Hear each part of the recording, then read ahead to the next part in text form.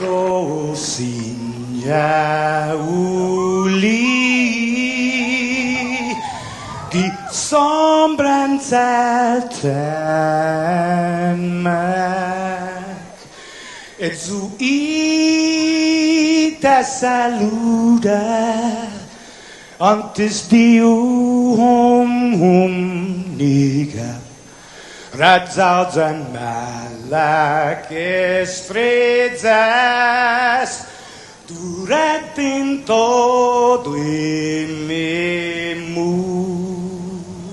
a nogi distância como cupo palu zaniman malak guafi i conuna sugi airi preba tu la noci nai banderata gaigi pues atan fanni bandera kau esta pagua pumalapa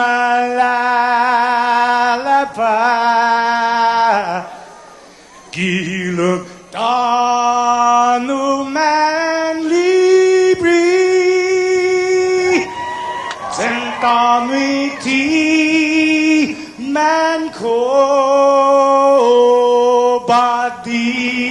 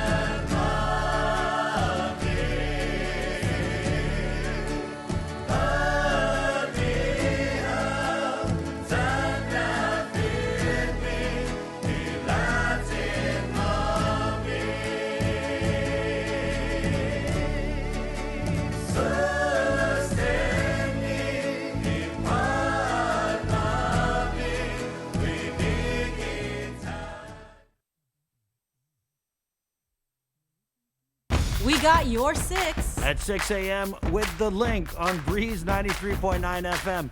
Bree and I connect you with all the latest news and information What are the you need to know to start your day. Then check back with Guam's news leader at 6 p.m. for the day's top headlines with KUAM News Primetime. From 6 a.m. to 6 p.m. and everything else in between with KUAM Digital, we got your 6.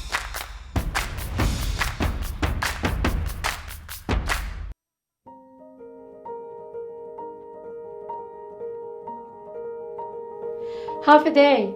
I'm Dr. Jana Manglonia, Medical Director for Public Health. We all play a role in slowing the spread of COVID-19. We must continue to stay strong and practice everyday preventive actions to keep our island safe. Maintain a distance of 6 feet between yourself and others. Wear cloth face coverings in public settings. Wash your hands for at least 20 seconds. If soap and water are not readily available, use alcohol-based hand sanitizer that contains at least 60% alcohol. Clean and disinfect frequently used surfaces. Avoid touching your face. Stay home if you're sick. Let's protect ourselves, our loved ones, and our communities. Prevention saves lives. For more information, please call 311 or check out our website at dphss.guam.gov.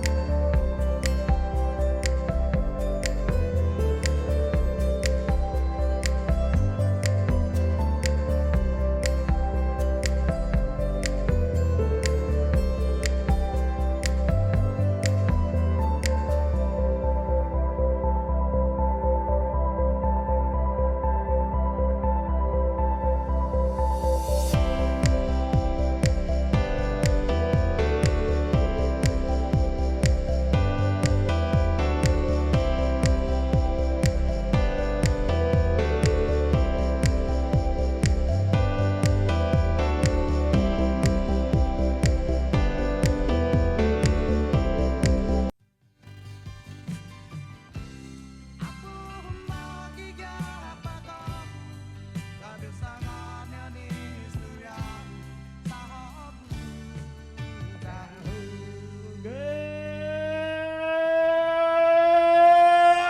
morning, Guam! Good morning. Half a day, everybody. Good morning, Sabrina. Good morning. Thank you guys for joining us again. Thank you for all your words of support and encouragement over the last. It's been a pretty crazy 48 hours. So thank you guys for that. And, thanks to Nestor Lecanto for taking over the show yesterday for In Full Zoom, the PCOR 1 business episode. When's that dropping, Jay? Is that already? Okay, so you catch that on the KUAM News Facebook page. Good morning. It's the link on the Breeze 93.9, and it's all proudly brought to you by IT&E, Calvo Enterprises, and First Hawaiian Bank. Thank you so much to FHB for jumping on the link, the Breeze 93.9. There's so many ways to catch the show. Of course, right here on the radio. It's the Breeze 93.9, KUAM FM, Agutnia, Guam. Also, we've got the TV stream this morning going on KUAM TV 11, the KUAM News app, KUAM.com. There's a audio stream, Docomo Channel 10. And last but not least, fix yourself, Bree. We have been fixed because our Facebook Live viewers on the Edward R. Murrow Award winning. I'm like, what?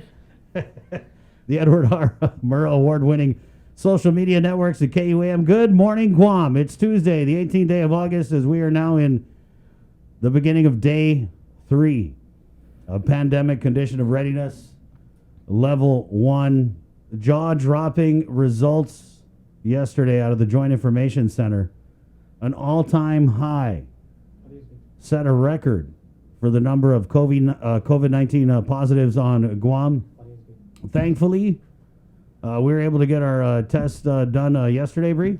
Yeah, at least half of our staff, or some of our staff, our central staff, got tested, and we're still waiting for the results for the rest of our essential staff to come back. Right.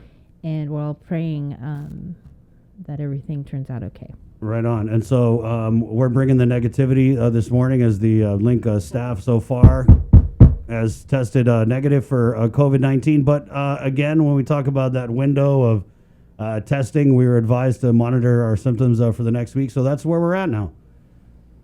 Pretty emotional ride yesterday. We did shoot a little bit of video because a lot of people ask about what is it like to get tested. People worry that it hurts. They worry that,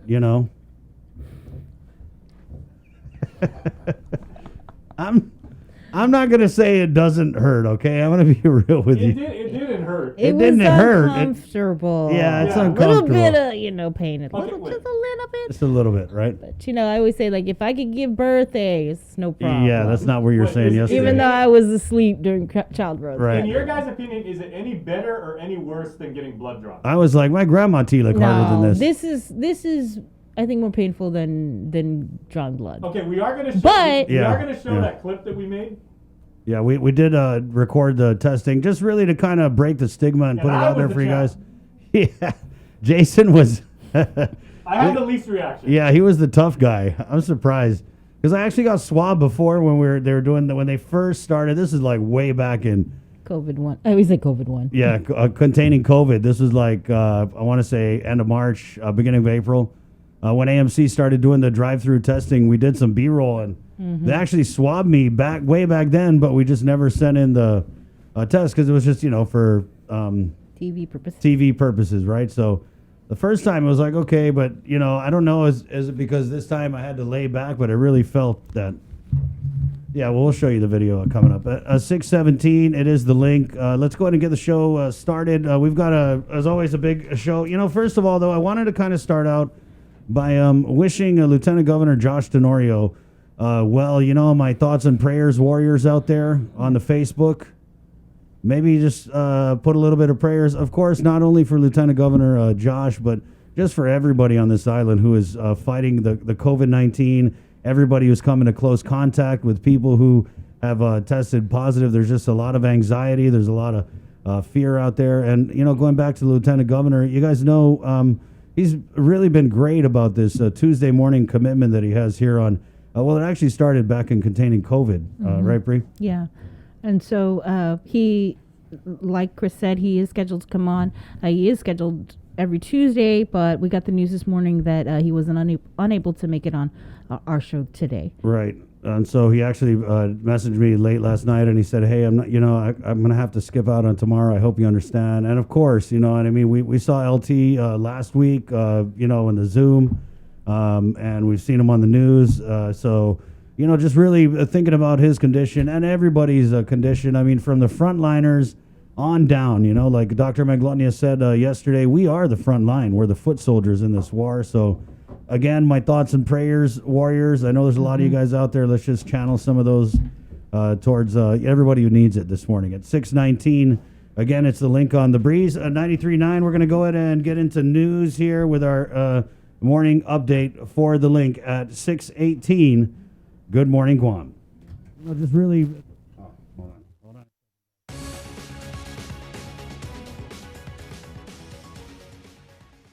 Right off the top, 13 people are hospitalized at the Guam Memorial Hospital. Another positive case coming out of a public school, and the number of positive cases jumped up by more than 40. According to the Joint Information Center, this brings our COVID count to 558. 201 of those cases are active. Over the weekend, hundreds lined up for community testing at the Jigo Gym, AMC in Mangilaw, and SDA in Tamuning. According to the JIC report, more than 1,000 samples were ran through various local labs, including at Naval Hospital on Monday, and 42 returned positive. 17 were identified through contact tracing, 2 recently traveled to the U.S. mainland and were identified in a quarantine facility. The rest are under investigation. Today, portions of Southern High School in Santa Rita will be closed for disinfection. An employee there tested positive for COVID. This is the third school in the past 2 weeks where a positive case was identified. Community testing in the meantime will be held this Saturday in Jotnya from 9 a.m. to 12 noon at St. Francis Church and School parking lot. The Guam Chamber of Commerce has come out in opposition to the governor's P-Corps 1 declaration. Representatives from the business community appeared on our In Full Zoom segment to voice concerns that she went too far in bypassing PCOR 2 and imposing the most restrictive conditions. Nestor Lecanto reports. All public In a news conference Friday, the governor said the recent rise in the COVID infection rate and the other data support another PCOR 1 shutdown. We need to attack the virus now, she said, and the lesser restrictions of PCOR 2 would take too long. But John Taitano, who was recently forced to close his longtime coffee shop business, was among those who said it was too drastic a move. We did a gradual decrease. Why couldn't we do a gradual increase to show we've done our part? The private sector has done our part. As a small Chamorro businessman, we cannot operate with a normal capacity of 50 to go down to 25. The chamber's concern is that another shutdown will force more businesses to close, especially those that were already on the brink. Monte Mesa oversees 2 major shopping centers. It really impacts the momentum. And yesterday was the first day it happened. I've observed it. I've gone to both 2 Monsanto and GPL. Wow, we're back to square one. Jeff Jones of Triple J says the abrupt shutdown of non-essential businesses is not just about the economy. It's about the employees working in the private sector who also provide the government's tax revenue. People look and say, oh, you're just worried about your business. Well, we're worried about our employees.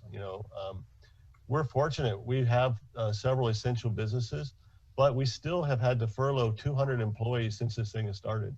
And we're concerned about those people. The chamber group says businesses aren't spreading the virus, but rather the public who come into the businesses. They say the governor needs to target those specific industries that aren't complying. Jay Dewan of Portamoca Coffee Shops. We need to open up Guam, I would say effective tomorrow. Another day lost in revenue is not what businesses need, and waiting out a 2-week period or thinking about it is just causing more revenue loss. For Guam's News Network, I'm Nestor Lecanto. Public Health continues to urge the community to do its part to contain COVID by staying home and taking the virus seriously. In medicine, if things happen rapidly, you must take rapid action. If things happen slowly over years, it's not as critical. In this case, we have to put the fire out. And the flare-up of cases, according to Public Health Medical Director Dr. Jana Manglonia, shows Guam let its guard down.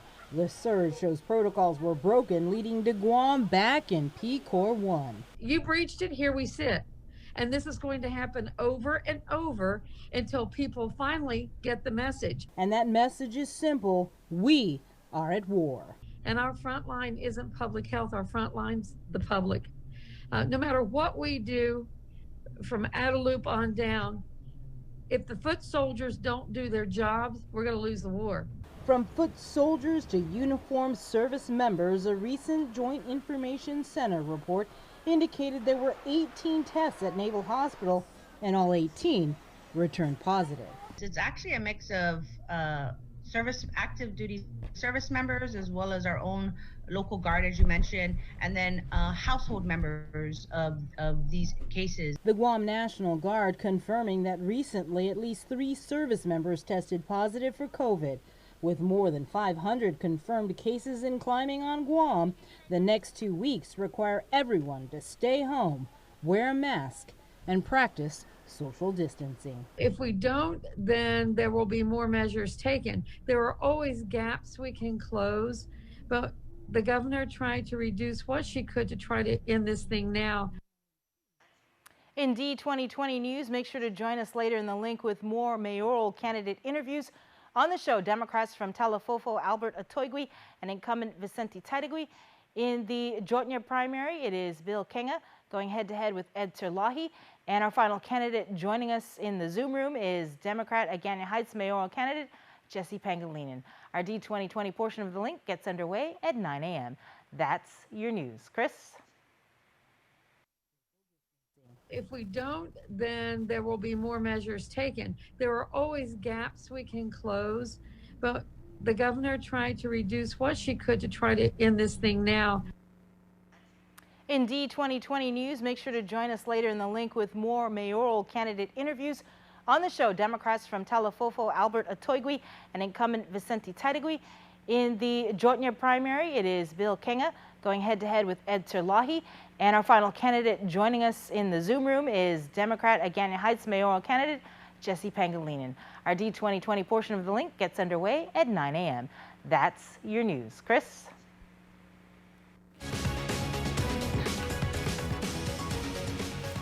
And we have more news. Last night, the Joint Information Center released that another confirmed case at a public school. The case was identified at Tiedzin High School. Public Health is currently conducting contact tracing. Portions of Tiedzin High are closed today to allow for cleaning and disinfecting. Starting today, individual COVID test results can be sent via email to patients who have subscribed to receive their results via Public Health's Guam Community Health Centers or CHC secure email service. To receive individual COVID-19 test results via email, patients who have already been tested at one of the community health centers or at one of the community outreach sites can send a request to covidresults@dphss.guam.gov. Further instructions will be provided via email to patients before COVID-19 test results are sent. For inquiries regarding the new email option, you can call the Northern Regional Community Health Center at 635-7525. That is 635-7525. The Guam Memorial Hospital has modified its visitation policies. Some of the new protocols include that visitation can only be permitted after a patient's initial admission testing has confirmed their COVID-19 status. This is applicable to all patients, whether they display any signs or symptoms of COVID-19. Visitation is between 5 p.m. to 7 p.m., and visitors must be 18 years old and above unless they are a parent of the patient. Visiting is restricted to immediate family members only. You can view the extensive list regarding the hospital's visitation policy by going to our website or downloading the KUAM mobile news app. The Guam Housing and Urban Renewal Authority announces that during PCOR 1, certain staff will continue performing essential functions. Appointments and walk-ins will not be accepted during this time. For anyone requiring assistance regarding housing assistance benefits, submitting required documents, obtaining forms, or scheduling appointments, you're urged to contact your assigned housing specialist via email or telephone. Written messages may be submitted in GURA's drop box located at the GURA main entrance and in the parking lot area. For public housing assistance or other emergencies, call 646-5731. That is 646-5731. Joining the Chamber of Commerce about their concerns with the governor declaring Guam back in PCOR 1, the local Republican Party of Guam believes this will have an adverse, damaging, and in some instances, a permanent effect with our unemployment numbers moving forward. A press release from the GOP states that, quote, for the most part, many of our business entities, including the smallest of operations, made the additional financial investments to assure that they would comply with the mandates to make sure their employees and customers were safe. The Republicans argue that the governor should have just prohibited social and public gatherings for 2 weeks or even implementing a hybrid of restrictions from both PCOR 3 and PCOR 2, rather than implementing the maximum restrictions of PCOR 1 and impacting further an already vulnerable economy. But she didn't, and now private businesses and their employees are left again to weather the storm without assurances or assistance from our government. Our unemployment numbers are rising and businesses are closing. Therefore, we request that Governor Lulian Guerrero find a way to fund the increased unemployment assistance approved by President Trump. If the monies are not available, use your authority and talk to FEMA and see what options are available. Doing nothing is not an option. The Guam Census Office suspends in-person interviews under PCOR 1. Residents who have yet to complete their 2020 census interviews still have an opportunity to participate by calling 645-2020. Call center hours have been extended to ensure everyone is counted. The new hours are Monday through Saturday from 7 a.m. to 10 p.m. and then Sunday 8 a.m. to 6 p.m. The number 645-2020. IT&E putting out a warning not to be duped. The telecom has learned that an unknown third party is posing as IT&E and sending bogus offers to customers on social media. The fraudulent social media post informs customers they can win a Samsung Galaxy S10 from IT&E overseas by clicking on an icon. According to the company, the message and contest were not sent or approved by IT&E. There is no existing contest or giveaway that coincides with the social media post. With a look at your regional headlines, we now bring in our Tomas Manglotnia. Good morning, Tomas. Morning, Bri and Chris. Here's the latest making news with containing COVID in the CNMI. On Saipan last night, the Commonwealth Healthcare Corporation announced that the 50th confirmed case of COVID-19 is the first community-acquired case in the NMI in 93 days. The individual was identified through a mandatory pre-operation screening for a scheduled surgery operation at the hospital. Public health officials told media yesterday that 10 of its medical staff who had contact with the case are now in quarantine.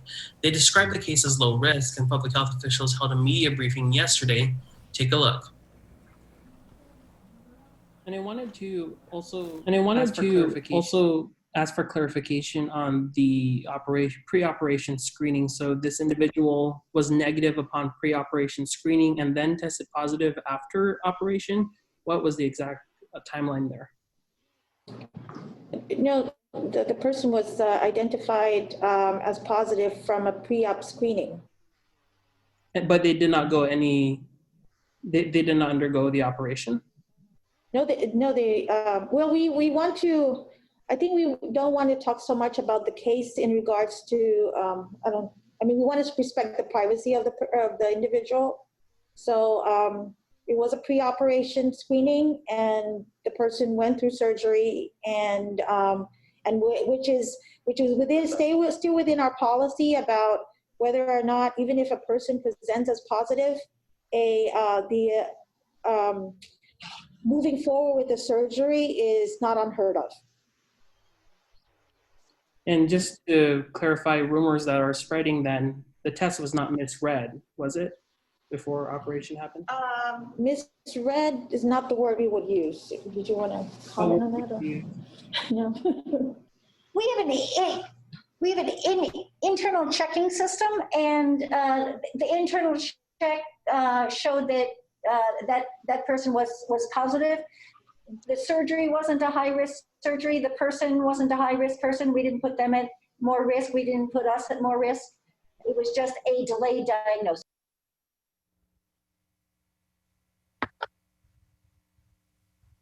Meanwhile, the Commonwealth Healthcare Corporation announced on Monday that 3 more individuals have been confirmed positive for COVID-19 on Saipan, bringing the CNMI's current case count to 53 since March. Of those 53 cases confirmed, 28 cases or more than have been identified through entry screening, such as at the airport. And of the 28 confirmed cases identified through travel screening, they tell us that 20 cases originated from the U.S. mainland, 5 from a U.S. territory, and 3 from a foreign country. Bring Chris, that's the latest making news with containing COVID in the NMI.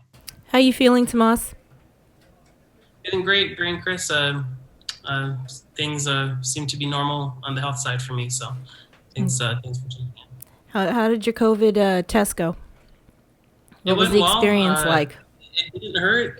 it tickled, but glad to have access to a test, and should be hearing back in the next day or 2.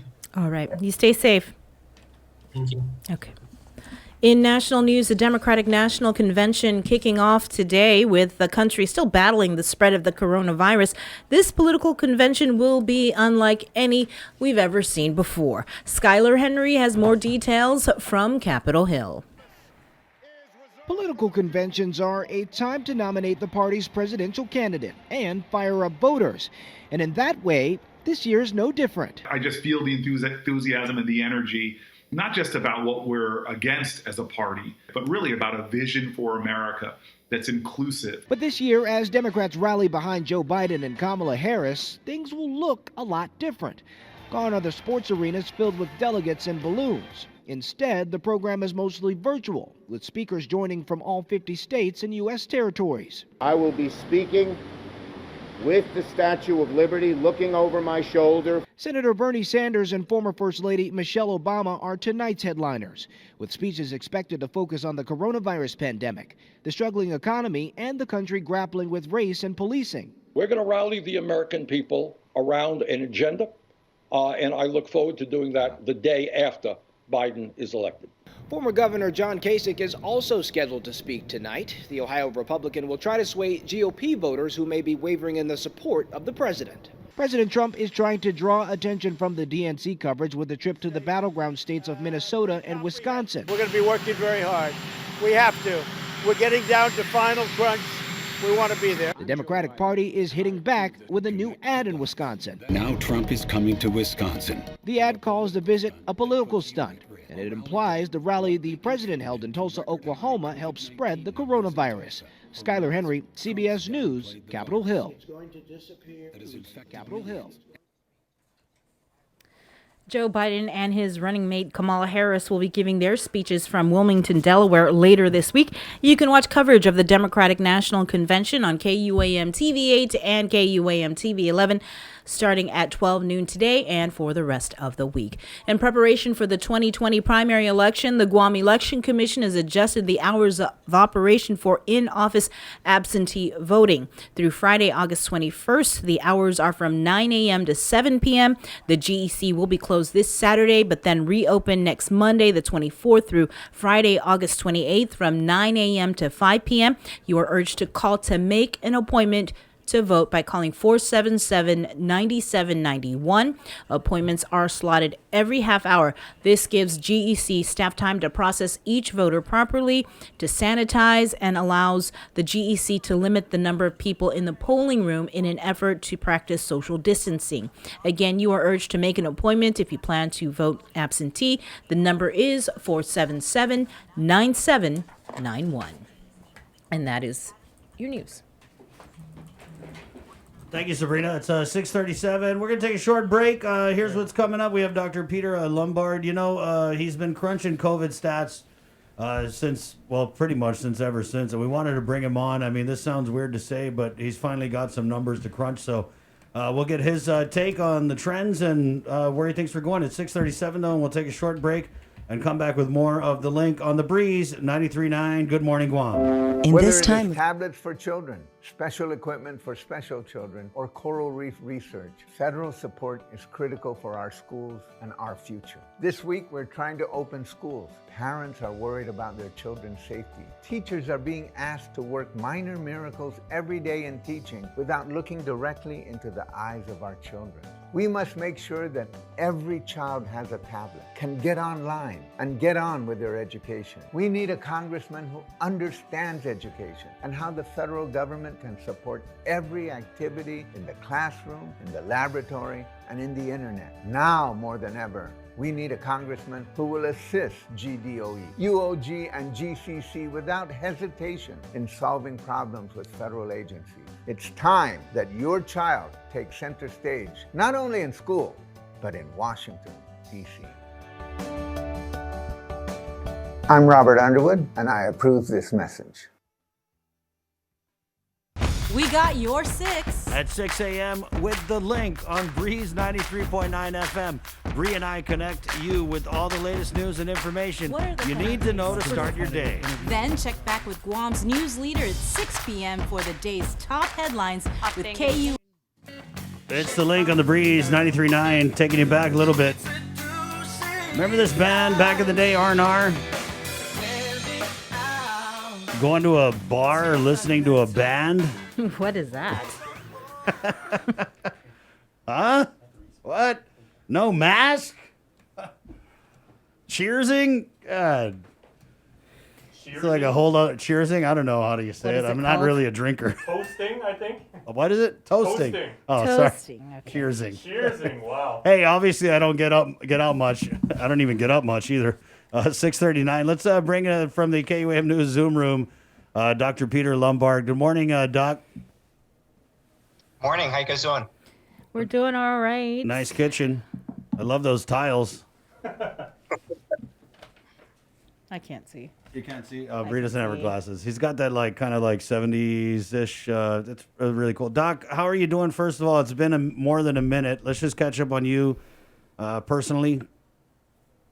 Well, I got to say, I'm feeling pretty grateful myself. Fortunate to hear the state surgeons say, even though we're in PCOR 1, that regular medical care will go on, and so I'm in a better shape than a lot of other business people out there, where I can still bring my employees into work, and we can still take care of patients, and for that, we're all super grateful. Our health has been good, family's good. So besides that, just the calamity around us is the only thing that really is causing anxiety in our household here. calamity. What a word to describe what's happening on island. What do you make of all the numbers that we've been seeing in terms of positive cases?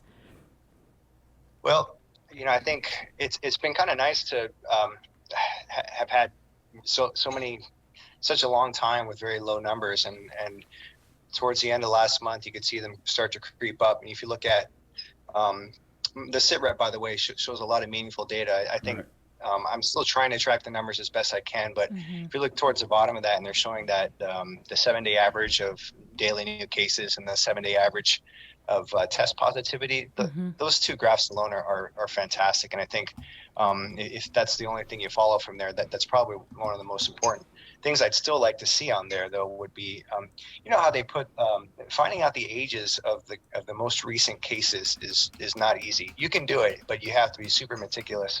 And actually, I haven't been tracking that, but I think there are people out there that are. With the GIC releases, they'll even on the SITREP, they'll show you the breakdown of the ages for all the cases. And if you plot that out every single day on the spreadsheet, you'll be able to see which ones are changing. But it's extremely valuable information to know if, out of our last 100 cases, how many of those were over 50, over 60, over 70. And it's just really not easy to get that information very quickly, especially if you're trying to figure out how worried should we be, how soon may we expect to see our next fatality, for example. Certainly we're all concerned about the numbers going up. There's, a couple temporizing factors here. There's a couple, others that we're going to say we have to stay vigilant if we want to enjoy what we have up to this point. The reality is where we are now is I think others have said it. This is what we're in for a while.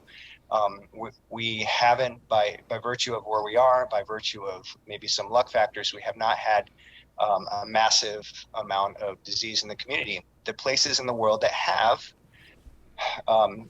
fortunately for them, things are tapering off, and we're not seeing the same kind of rebounds in those areas, in those countries, in those cities that were really hard hit. Is that because they are being more strict with their mitigation protocols? Probably not. It probably does have to do with the fact that they were hit very quickly. It doesn't mean you want to. And I think the cities of the world are sort of in the counties, and they're in a position to say, where are we now? How close are we to the vaccine? And how much death and destruction have we seen to this point? Is it worth it to continue down this course to save as many lives as possible? And I think in a place like Guam, that's the course we have to be committed to. But these levels that we're seeing lately, we went up from about maybe 2 to 4 cases per day on average, to 5 to 8 to 10, and now we're up to about 15 cases per day on average if you average the last 7 days. And I think that daily average is important because if you looked at the footnotes on the SITREP yesterday, those Navy cases that were reported in 2 sort of big batches, those cases actually came in over the course of about a week or maybe even longer. So you really got to sort of average those out over the days. And so we're sitting on about 15, and I had thought actually that about 100 cases a week was about what we could tolerate without overwhelming our system here, and we're right about there. So I think that if we just maintain 15, I think we won't overwhelm GMH. And I'll say that with some caveats that I don't know exactly what how things look over there, but that also means we're still at a level where we should have had another fatality already if you just look at the statistics. We had 5 deaths in our first 130 or so cases, and we're about 4 times that now. So the fact that we've had 0 deaths since there is pretty remarkable, but also speaks to the types of patients that the types of cases that we're getting, mostly in lower age group populations where the infection fatality rate is so much lower. A couple of really great studies have come out lately. There's this meta-analysis where they just take a look at all the data and they say, where's our infection fatality rate now for COVID? And I think what they're saying is globally, overall, it's about 0.6%. So about 1 out of 200 people. but there's a huge range. Obviously, you look at under 20 versus over 80, and it's a huge difference, and in fact is exponential. That exponential curve that they were showing us with cases. Well, actually, the same thing happens with fatalities. The fatality rate, it starts off flat, but it rapidly starts to increase as you get to the 60, 70, 80 age group. I think the numbers showed if you're over 80, 1 in 10 chance of dying. If you're 70 to 80, it's about 1 in 25. If you're in your 60s, it's about 1 in 100. And if you're over 50, it's about 1 in 300. So just to give you an idea of how drastically that number changes as you age. And that's why knowing the relative percentage of elderly or at least above 50 or 60 in our positives is going to be instructive to us in terms of what to expect of how burden is our healthcare system going to be, how many people are going to need that extra level of care. Right. Well, Doc, talking about our healthcare system, as the number of positive cases have increased, so has the hospitalizations. And so we're at double digits now. I think there's 13 hospitalizations. 4, I believe, are in ICU. How alarming is that? And is GMH going to be able to handle more positive cases that require hospitalization? I'm not sure what the bed capacity is. Well, I'm just sorry to bump in here, Bree, but we're getting Lillian Posadas, the hospital administrator, at around 7:20. So we'll be sure to obviously take all these questions for her. Doc. Yeah, I think one key data point is that one thing we need to hear from the folks working in the hospital, I think, to get the best assessment of how they're looking and how worried are they, and when will they really start to get worried. I'm sure they're worried now because it's a big change from before.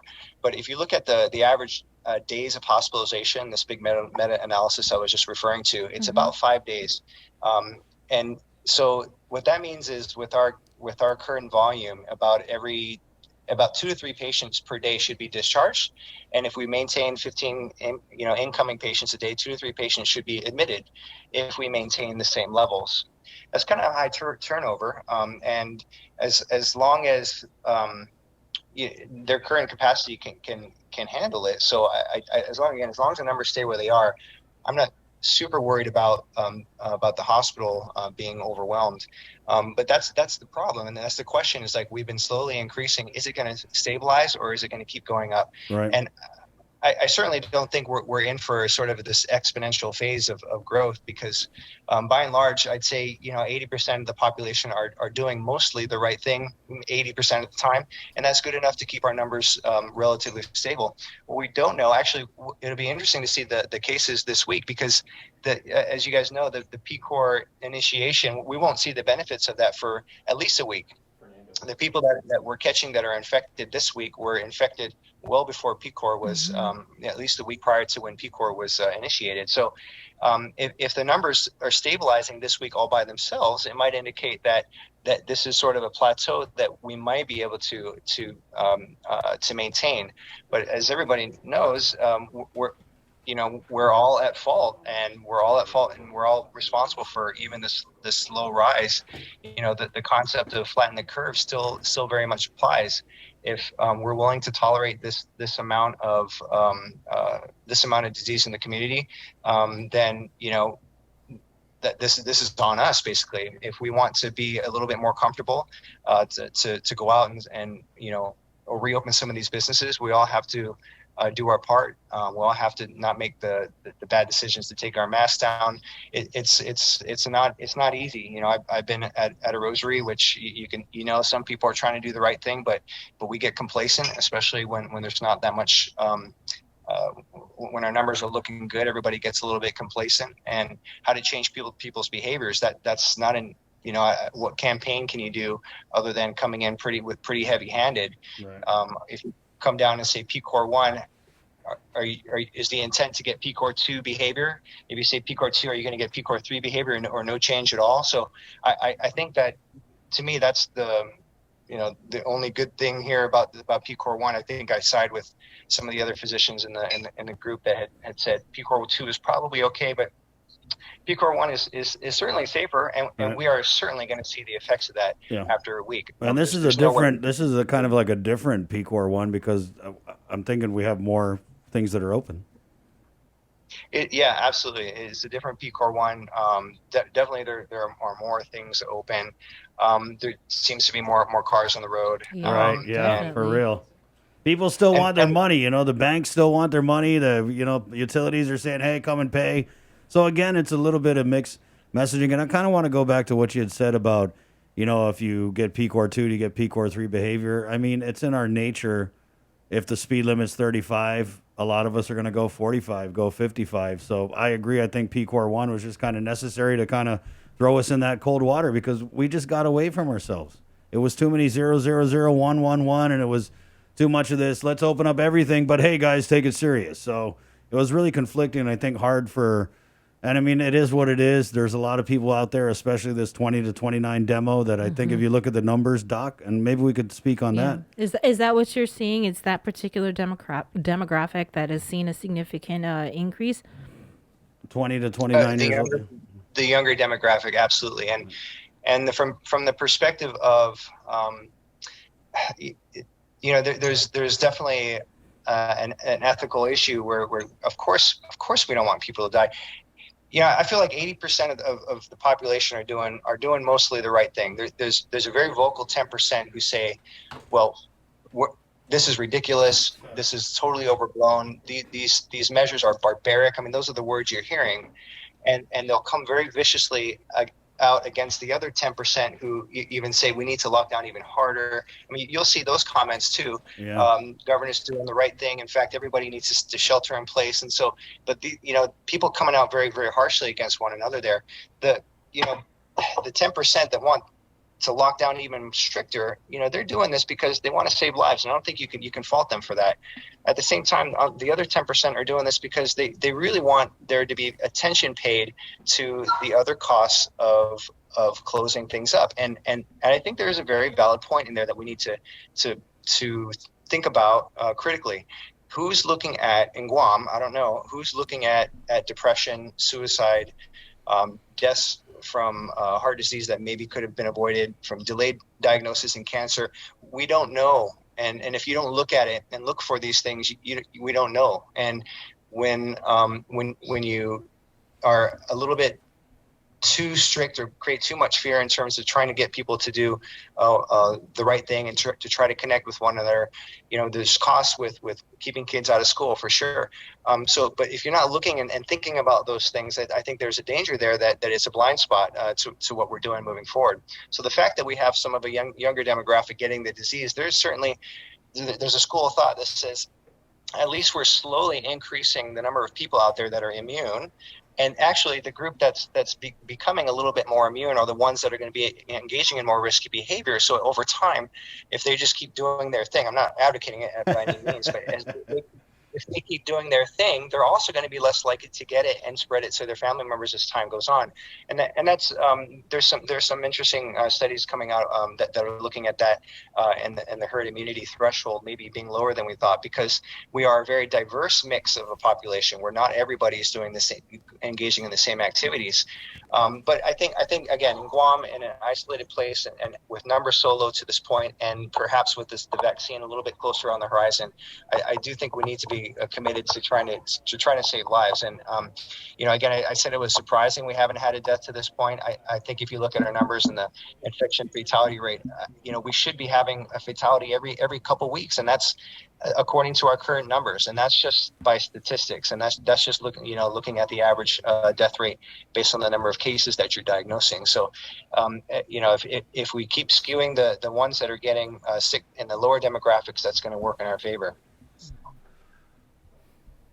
Doc, you know what to me is troubling is just talking with some of the doctors on the Physicians Advisory Group, and they are looking at an increase. I mean, they're already anticipating an increase in the hospitalizations, which we've seen. And I don't know if they do that because they make that analysis because they know who's positive and they're maybe tracking some of the pre-existing conditions. But I want to go back to what you had said, that we're almost at that point, right? And if we keep seeing these positives, how soon do you anticipate that we're going to reach that point where we got to start looking at other facilities, things that we were looking at back during the first lockdown? Yeah, and I it's hard when you don't have all the information, and you know, Even if you doubled our current case volume right now, let's say instead of 15 cases per day, we end up averaging 30 cases per day. If the number of people being hospitalized is consistent with what we're seeing now, then just double our hospitalization and ICU numbers, and that gives you an idea right there. Can we handle 25 patients in the hospital and 8 to 10 in the ICU? I think that they would be pretty stressed and pretty strained, and they would be looking at other at secondary facilities perhaps at that point. Now, are we going to double the numbers that we've been seeing over the past week? That's the big question, and there's no way we're going to know if we would have been able to maintain again the numbers we're seeing now, because PCOR 1's been initiated, and we're certain to see a decrease by next week. I'm certain that we will. What do you think? Go ahead. No, I was just going to ask if you think 2 weeks is good enough, or do you think it should be longer? I think that's good. I think that, hopefully it's a bit of a wake-up call for people. And you really hope that the ones that are more responsible for our most recent increases do take some responsibility for. I think they know who they are. I think we know the situations we've been in where we feel a little guilty for how for the way that we, maybe weren't as completely compliant. I hope people are looking at this 2 weeks and looking at themselves and saying, what could I have done a little bit better here?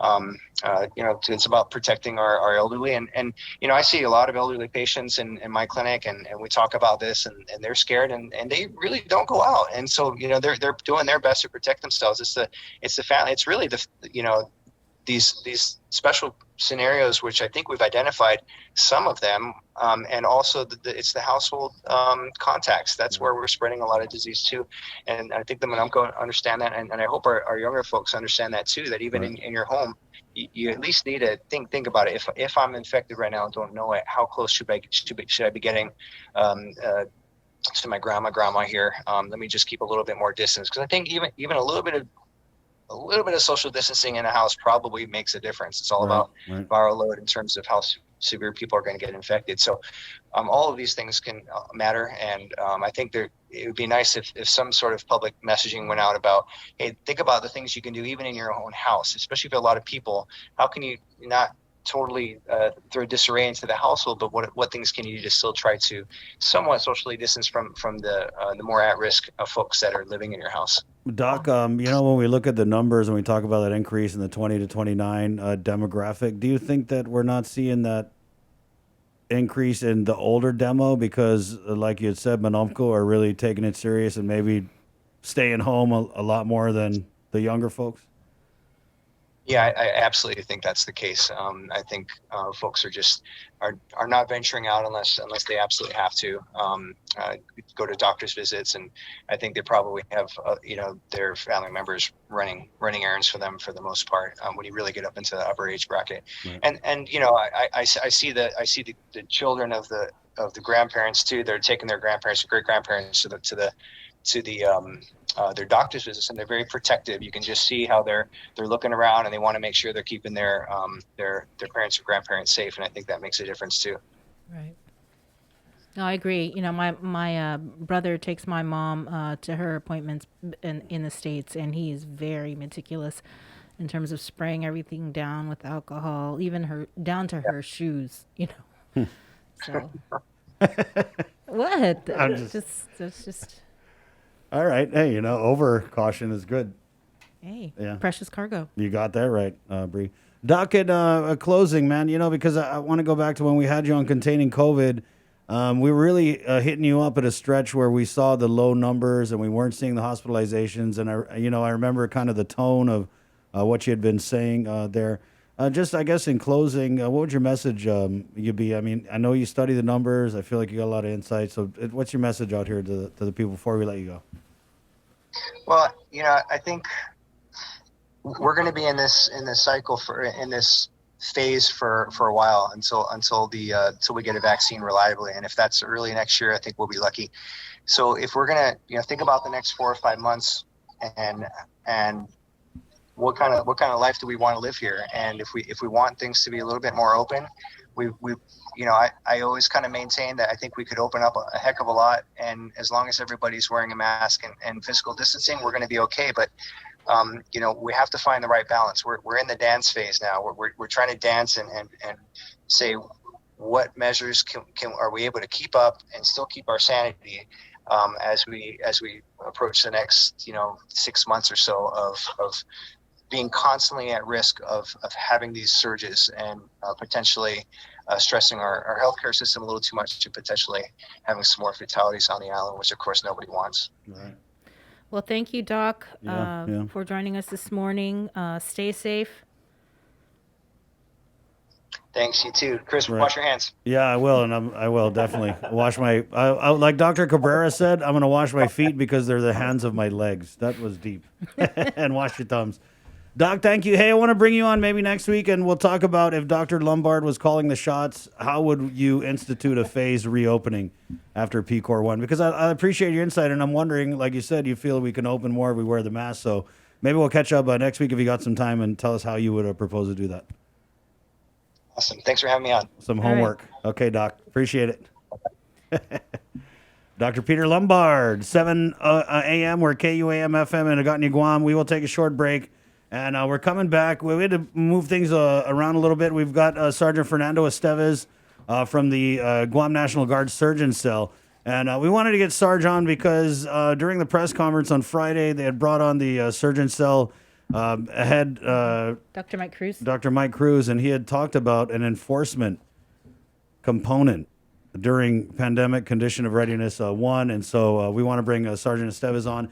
Kind of talk about that, and then he's the guy who does the logistical, procurement of all the supplies that we need for COVID-19. And remember, we're hearing a lot from this group back during the doomsday projection, and they kind of scaled back. But, I'm curious, have they, jumped back in that car and turned it on, and are we looking at more, preparations for mass casualties? So that's coming up. And we'll also get Lillian Posadas. We just talked a lot about the Guam Memorial Hospital.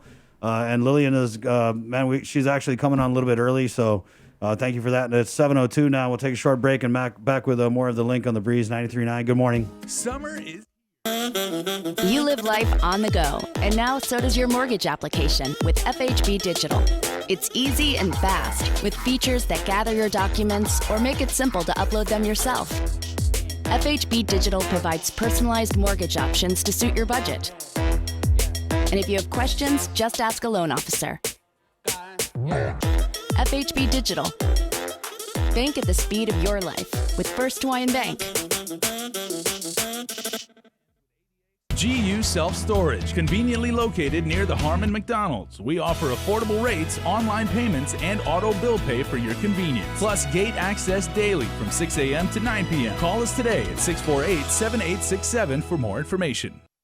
I was superintendent of education for many years, and he was president of the University of Guam for a decade. Together, we worked hard to extend opportunities from the youngest of our children to senior researchers at the University of Guam. We understood that public service and the economy begins with education and returns to it time and time again. But we're also partners in life, bringing together 8 children of diverse backgrounds, 14 grandchildren, and 1 great-grandchild. I was born in Iloilo in the Philippines, and he was born in Tamuning, bringing together another combination of experiences which enrich our lives and our island home. When we say, Si Jules Maasi, and Maraming Salamat po, it is because we have been saying it all of our lives, not just during a campaign.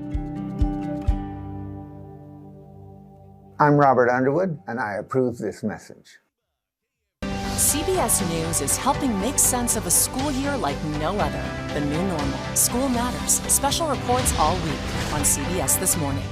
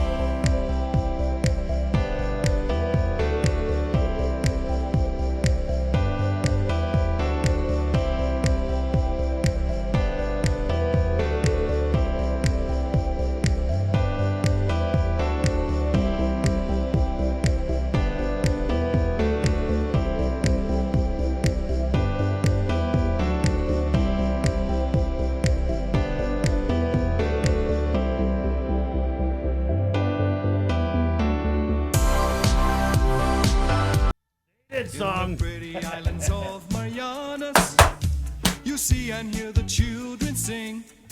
Cha-chaing at a party? I think you could cha-cha from 6 feet away with a mask, maybe. No parties. I know, I'm just saying. 7:06, good morning on you. Wait, could you guys do like the diagonal cha-cha? Or were you guys just like straight back and Man, forth? I'm embarrassed to say I'm not really a good cha-cha-er. What? Yeah, You couldn't do the diagonal. people are really surprised because they think, oh, you could really cha-cha. I mean, if I pretend to be a good guy who does a good cha-cha, I can. I got to role play. I got to step into it. What? Hey, So Bree, you can do the diagonal. yeah, Bree was a dance major or something, right? No, I was not. Bree got a scholarship for dance. No.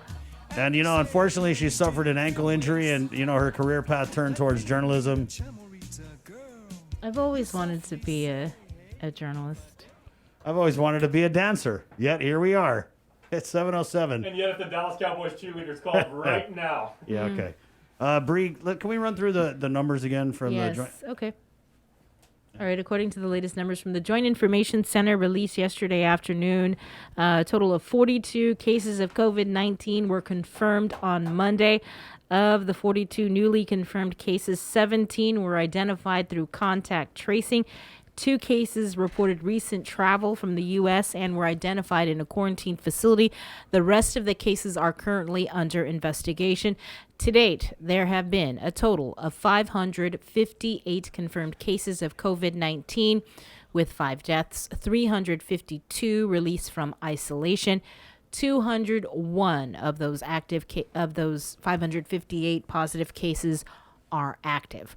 Of those cases, 484 are classified as civilians and 59 are military service members. Again, the total number of confirmed COVID-19 cases on Guam, 558, 201 are active cases. All right, and for those of you who tuned in yesterday, and I mean, you must have been living in Yokoi's Cave if you didn't hear the news about, we had, positives at Tijan High, Southern High, Simon Sanchez last week, FB Leon Guerrero. So also kind of tracking that. We have our standing 8:15 with the Superintendent John Fernandez tomorrow. So we'll be sure to catch up on those issues with him. And then on our own end, we just found out over the weekend that Adriana Cotero from the KUAM News team had tested positive for COVID. And that kind of unleashed a crazy chain of events, a lot of, anxiety and fear here in our station. Yeah, over the Saturday night, right? Saturday night was just, I couldn't sleep. I couldn't even sleep Sunday. We had our staff meeting, and yesterday, we put our plan in place, and all of our essential staff went to get tested. Right, and so a lot of people, a lot of people have got tested, right? But I still hear some of my friends asking, hey, what's it like? Oh, does it hurt? Or, oh, this. And I think with this next video, we really kind of go into what the testing is like and what you guys can expect. And I got to give it up to Jay, man. Tough guy, Jay. I never thought I'd hear you speak those words. Tough guy, Jason Solis. Can we got that recorded, right? Wait, You're gonna can I yeah, record you can just get saying that. this right now? Jason Solis is a tough guy. Wow. So, yeah, we went to get tested. Here's a little insight into what the process is like. And, guys, if you think you may have come into contact with somebody, if you've got the symptoms, please do your part and go get tested. So it's 7:09. We've got Lillian Posadas of the Guam Memorial Hospital coming up next. Right now, though, we'll play this little clip for you guys. It's The Link Gets Tested. Right here on The Link, The Breeze, 93.9. Good morning.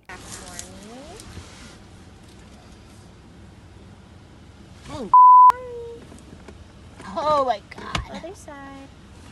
Oh. Okay, I'll call you with your results. I'll be back out shortly for you guys. Thank you. Thank you much. Bree, how's it feel? Fine. Doesn't hurt. Does No, it's just a little uncomfortable, but Was it a sharp stinging? no. You sure? Yeah. Doesn't Because if hurt. it stings, that means you're positive. It doesn't. I swear, you're so mean. You're really mean. Oh my gosh. That was a tad bit uncomfortable.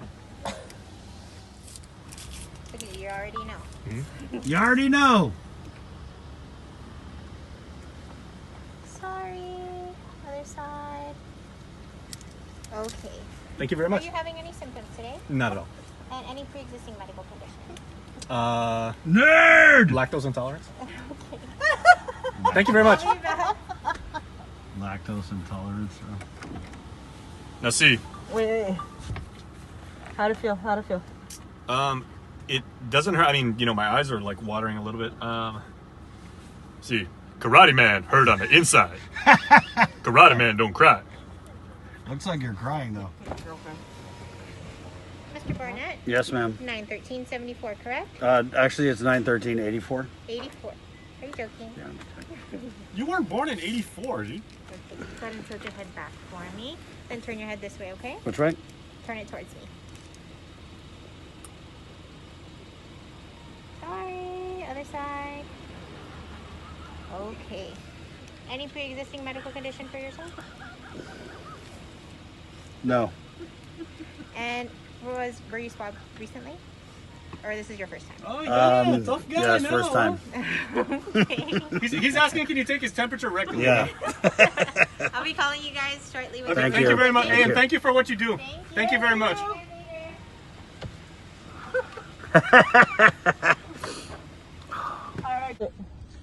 It was a little stingy. A little stingy? Yep, it was a little stingy. Yeah? It's like Yeah, roll up the window. it's like when you talk to people who got swabbed, it feels like they go up and roll then up they the find window. like an Can you extra. hold my thing? They find like an extra inch of nasal cavity up there somewhere. I would say they touched my brain, but you know whether or not I have a brain is still up for debate. Was it a sharp pain though? Didn't it feel like... You ever been punched in the nose? That kind of feels like you're getting punched in the nose. No, I'm usually doing the punching. Yeah, but really, I mean, it's a couple seconds of uncomfortableness. I mean, Sabrina's pushed a baby out of her. So, I mean, really, guys, put it in perspective. Let's erase the stigma about getting tested. Go get tested. Really, you know, it's one of the key things that we can do to help kill this COVID. Oh, man. Always an adventure with these guys. Okay. And you know what? But everybody, Link on location. we want to be absolutely sincere and telling you, I mean, we were all a little bit nervous going in. Chris, obviously you resorted, I think, because you know I was in the driver's seat literally, but you were kind of reverting into funny guy mode because I think that was your coping mechanism. You could see on your face it instantly changed. For me, I was just like, you know, when I get blood drawn, I was like, okay, nurse, doctor, thank you, but you know, do what you're gonna do. I'm just not gonna look. Bree, you probably took it the worst, but for me, it did not hurt. Let me, if you're all the young people and people wondering about getting tested and you're a little bit apprehensive, it does not hurt. And it's maybe 2 seconds of uncomfortableness. I don't know if do you guys watch Hard Knocks on HBO, the show about like the NFL preseason? Those guys get tested every single day. Like the new episodes just dropped. Yeah, their nostrils caused this already. Yeah. That's how much they get tested. What happened with us, right? And I was thinking about this as the lady had the swab in my nose. Some people, like apparently in the States, they'll put it a little bit deep, but then they'll circle around and around. For me, they went up and then they just kind of like twisted. But for me, it felt like the swab was warm. It felt like there was like a chemical or a solution on it, something like that, because it felt like it was warm. But it did not hurt. I want to just tell everybody that it doesn't hurt. It's a little uncomfortable, but it does not hurt. So please go get tested. Yeah. And now for the opposite opinion. Right on, Bree. Go ahead. And okay, I edited that video. We had to bleep you out twice because you were just letting him fly. Well, first of all, Chris was saying some asinine stuff, trying to freak me out. I didn't even know what asinine meant. I had to Google it.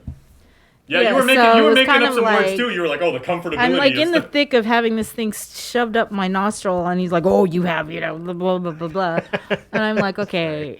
You guys know I can't help it. Now we're gonna put this video for the benefit of all of you. We're gonna have it on Instagram. And you're we're gonna right. make It sure was everybody it knows. was uncomfortable. That's pretty much it. Yeah. And it only lasts for like a couple seconds. I don't even think you can't say man up anymore, right? In 2020? Human up. I mean, just guys. Human up. We got this, Guam. You can Yeah. do it, okay? Woman up. MAGA hug up. You got it. Guamanians are tough. We Mm-hmm. never back down from a challenge. We don't back down from hard work. The lady we're bringing in right now on Zoom in a few minutes has never backed down Right, from hard yeah, work. yeah. But hey, we do what we got to do. It's the right thing to do. Right. Please take care of yourself. Take care of your family. Take care of us. Mm-hmm. Wear a 'Cause mask. We're trying to take care of you guys too. We're Right taking on, care of Jay. each other. Right on. Jason Solis, tough guy. Tough guy, Jason Solis. I really got to record. Nostrils of steel. All right. Yeah. Okay, yeah, let's go. I know that the bleep button works. Let's go. 7:16 in the KU Wave News Zoom room. Let's bring on Hospital Administrator Lillian Posadas. Good morning, Lillian. Hi. Good morning. How are you all? We're doing all right. How are you? Doing good. We're doing good. Holding it. Holding in there. We stay the course and we continue the fight. Right, we're staying the brutal, course, right, Lillian? The waters are getting pretty rough. So, just if you could give us a situation report at the Guam Memorial Hospital. Okay. Right now we have 14 COVID individuals in the house. 4 of them are in the Care 2 unit, which is our pretty much ICU level of care unit. And then the 4th floor Care 3, we now have 10. We discharged 2 yesterday, but we admitted 3 during the night and early this morning. So we are at 14 total.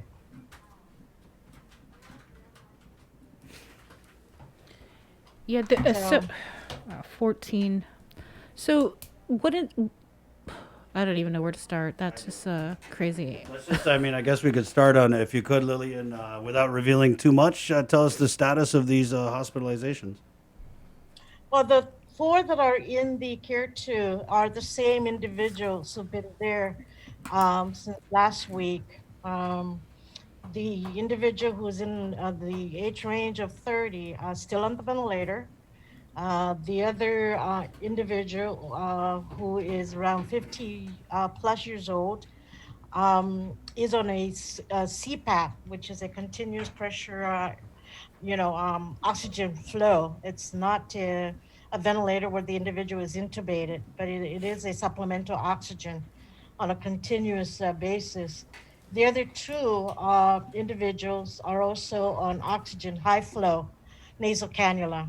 This is a form of a supplemental oxygen that is delivered through almost like a nasal cannula, the same concept, but it's a thicker nasal cannula tubing where it delivers, it can deliver a maximum of 100% O2, and it's heated, it's humidified, so that way the nostrils are not irritated. But it definitely is something that you can guarantee the individual gets 100% versus the regular nasal cannula. You can't guarantee that 100% will be delivered to the individual's lungs. The most it can get on that basic simple nasal cannula that you see commonly used is about 45%. But the difference with this high flow nasal cannula is that it's heated and it's humidified to help the secretions and to make sure that the individual gets 100% oxygen. The 10 individuals in Care 4, age ranges between the 30s to late 60s. And so that's what we've got. It's a combination of, female and male individuals with different comorbidities. And they are receiving supplemental oxygen also. It may not necessarily be the high flow nasal cannula, but, they are getting some oxygen supply through the nasal cannula. And they're stable for now. And so, again, I just want to take this opportunity to emphasize that, please, really everybody just take heed of the warning that we need to make sure we put on that mask, we exercise, we practice social distancing, because you never know. This virus it's a cunning virus. You could be standing, as Adriana said last night, you could be standing behind somebody and, the virus just jumps on you. It's a brutal virus. It's a brute, very cunning. So you never know where you can get it. And so really, again, we need to make sure we exercise these preventive measures. Because can you imagine, I don't know, most of you have probably had the flu, right? And it hurts. Even your skin sometimes hurts. Your head hurts. Can you imagine this virus? That's quite brutal. And if it gets on your lungs, primarily attacks your lungs. And so can you imagine the pain?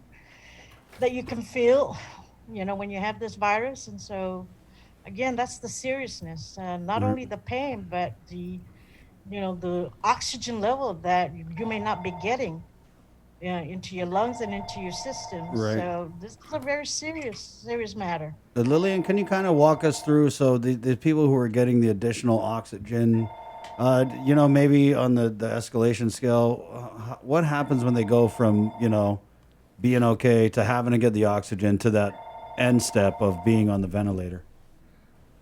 What is it about the COVID attacking their lungs that causes those different situations in their care? Well, when you have the infection in your lungs, of course, your normal body reaction is that, it secretes, it has secretions in your lungs. And when those secretions build up in your lungs, it prevents your lungs from getting the full oxygenation. You have a hard time breathing, even though as much as you try and breathe, you're not getting the adequate oxygen into your lungs. And so you end up what we call desaturation. Your oxygen level drops. And so you're going to need to then, and you're struggling to breathe and get that oxygen into your lungs. And so eventually you're going to be worn out. You're going to tap out. And so you need to have that ventilator support and let that ventilator work for you to get the oxygen into your lung tissues. And so you're going to, so you can get well oxygenated as much as possible. During PCOR 1, I'm not PCOR 1, the first wave, there was all this talk about having, like field hospitals working with the Army Corps of Engineers. And as we've seen these numbers going up and the hospitalizations going up, have we re-engaged in those discussions about the need to have this extra support to provide? Absolutely, yeah. The governor shared with us yesterday at the ops meeting that she has been in communication, with Admiral Minoni, and that they are ready to, as soon as we reach a trigger point where we've maxed out with our bed capacity, and if we're not able to get the SIF with the chiller, then and the governor ordered Homeland Security and Office of Civil Defense to get those blue medical tents purchased, and so we can stage them right outside of the hospital, as if we need them. So the military already has been, according to the governor, Admiral Minoni, has been just keeping a close watch with our census and how our numbers are rising, and so they're prepared to respond to the governor's call for help. You said reaching that trigger point. What is the trigger point? Well, right now with our acute care capacity, we have about 29 plus 2 beds in the ER isolation. So that's like about 31. If we're reaching, the 25 or the 29 bed capacity and we can't accommodate anymore, then most likely that may be the trigger point, especially if our SIF is not yet up and open. So that may be the trigger point. I haven't yet discussed or decided with the governor what will be the trigger point, but we just have to maximize our capacity according to what HHS has briefed us previously. In order for the cavalry to be activated and come to GMH or to Guam, we need to reach our capacity. And I understand it's not just Guam Memorial Hospital, but also all the hospital facilities. If we reach our maximum capacity, that will be the trigger point, is what I understand. That may have changed. I don't know. Mm-hmm. So where are we with the chiller acquisition?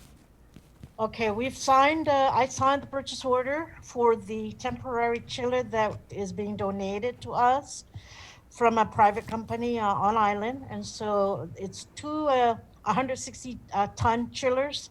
So we're going to get one, hopefully transported from that facility up to the SIF SNF, hopefully this week. Get it installed, get it commissioned and operational. If not this week, then next week. We're hoping to get it done as soon as possible, but a lot of things are out of our control. Right. And so we keep pushing we keep pushing for it to get done. Lillian, can you give us a status as we had got a tip, and again, one of it, if you could verify or not verify that Days Inn, that's the isolation facility. Is that at capacity? You know what? I don't have any authority or jurisdiction I see. over it. We support the Days Inn facility as far as, laundry and trash collection. But as far as, managing it, it's under the authority and jurisdiction of public health. I don't know anymore what the capacity is because there were some public health staff who were there, because they're the ones managing it. Right. But they've moved them out so that way to have more rooms for individuals who need to be in isolation, continuous isolation. Yeah, according to the SIT report yesterday, the isolation facility is 31. And I think when we 31? talked last week, you were mentioning that the capacity is anywhere between 40 to 50. And That's my understanding, but then I guess that got changed. yeah, and I know when the governor was on also last week, it does change because some come in and then they're constantly going in and out based on the number of days that they were at the isolation facility. Lillian, Some of the rooms may not be occupiable for Right. whatever reason that it cannot be occupied. I kind of want to go back to the frontliners and the staff of the hospital. As you know, we've seen the COVID hit a few prominent doctors, right? And so Right. I'm just wondering with the staff, how are they coping in that we were in that real stretch where it seemed like we were just done. There was 0, 0, 1, 1 was 0. It looked like binary code. But now here we are. So what's the mindset of the staff? I mean, did that calm period kind of allow them to kind of recoup, or what are they saying to you? Well, they're still worried, and of course we are still providing them, again, that additional layer of safety for them, meaning accommodations, lodgings at the hotel. Well, we've extended that. We're continuing to provide that for them so that they, it helps with their anxiety, bringing home, if anything, whatever, transmission that's possible. So we've given them that additional layer of protection. And so, for the most part, the staff, and knock on wood, they really are adhering to the PPE practice and putting on their PPE gear and tools, and then donning them off properly when they're done. So that way it really has minimized any infection among the staff. Knock on wood, we haven't had any staff, convert to being COVID positive. So that's a good sign that they are adhering to the PPEs and practicing, the measures, prevention measures. And so for the most part, the staff are, doing whatever they can do to take care of these patients. I haven't heard much of any complaints or dissatisfaction. Of course, anxiety is still there, but I think the anxiety has minimized because we make sure that we provide them with the PPE gear and equipment and supplies. You talk about staff. Well, what about staffing? Are you guys, because of the anxiety increasing and because of, the surge in positive cases, have you had staff that have just said, I just can't do this anymore and have resigned? And if so, how many people are we talking? We have had some people in the very beginning resign because they're afraid of this COVID. They didn't want to work in this environment. And we have continuously received resignations from staff nurses, for different reasons. They want to move on to work in a different setting, such as the school or in a clinic. Several of them have gone on. I've gone back to pursuing a master's degree. There was one nurse, who has worked many years in a hospital setting here and abroad, and he just basically said he can't do hospital nursing anymore. And understandably so. It's hard work working in a hospital setting. You're required to know practically every medication that you're giving to a patient, the pathophysiological process of the medical conditions of the patient, the adverse effects of the medication. I mean, just a whole gamut of knowledge and critical thinking skills that you need to possess At the same time, you're walking the miles on the floors, constantly on the floors, working, assessing the patients, and checking on their their conditions as far as listening to their lungs, listening to their hearts, knowing what's going on, what symptoms may be a sign of adverse effects from medications, and a lot of psychomotor skills that you need to have, such as inserting an IV, sinking an NG tube, suctioning a tracheostomy, all of that. It's a vast knowledge that you must possess. And so, yeah, it can take a strain on individuals, and particularly with this pandemic. And that's why all the more reason we really, really, really urge the public to take care and prevent yourself from getting this COVID infection, prevent your family from contracting it as much as you can. Are these resignations, though, how much of a concern is it for you as the administrator, seeing people that are walking away from GMH and still being able to provide the care that we're needing during this surge and just going forward? Yeah, it's a concern. Every time I see a resignation letter come across my desk, it's like, oh man, we're losing. But at the same time, we're also recruiting nurses. We recruited 14 of the 26 UOG BSN graduates. We've recruited them as graduate nurses. So we have an amazing team. We have an amazing staff who are just really, doing their very best and mentoring these new nurses that come in.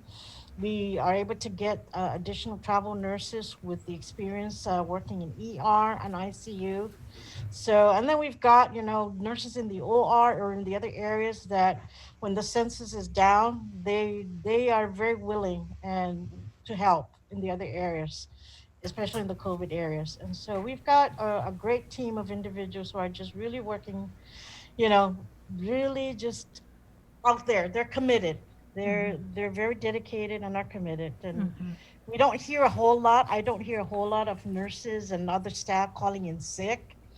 But if they do, we make sure we allow them that time off because they need to get re-energized and recuperate from that. They need to rest. I wanted to follow up on something you said earlier about the COVID Care Unit 2, and you said there were 4 people there? Ma'am, there are 4 people in there. Okay. 3 of those individuals are at the ICU level of care. One is at a progressive care unit level. That's kind of like a level between telemetry and ICU. But they're still in the COVID Care Unit 2, right? Absolutely, they're still there. Okay. Yeah, I started to get confused with COVID Care Unit 2. That is the one that has 5 beds? That has 5 beds, right? But right now, because it's kind of like a little cramped in there, and so safely, 4 really. We're trying to keep it at 4. So, are there plans to extend the number of beds in the COVID Care 2 unit where the ICU level of care is being provided, considering the fact that we're seeing? There's no more space in the ICU, in the Care 2 unit. It's a very small area between ER and ICU. There's no way to expand it. We do have Care 1 that we could use if we need to, but we also have the 2 rooms in ER, their isolation with the capacity for ICU care. But we don't want to clog up ER because, we continue to see patients come through. So as much as possible, we try and free up, when patients are ready to be moved out of there, transferred to an open bed, whether it's ICU or COVID 2 or COVID 3, we get them out. But yes, we are seriously looking at also decompressing the telemetry unit, which is the 3rd floor, and making that a Care 4 unit. It has about 6 beds on the Ocean View side that are basically called progressive care unit, and we can accommodate individuals who are critically ill on a ventilator. And so we were looking at using that either as a backup for ICU.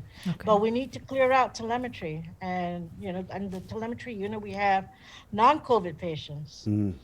We need to find an alternate site, and we're looking at medical surgical. We're working with a company to get the central cardiac monitoring moved over or established there so that we can still have telemetry capability over in MedSearch for non-COVID telemetry patients. Okay, So we're continuously working to, get these rooms.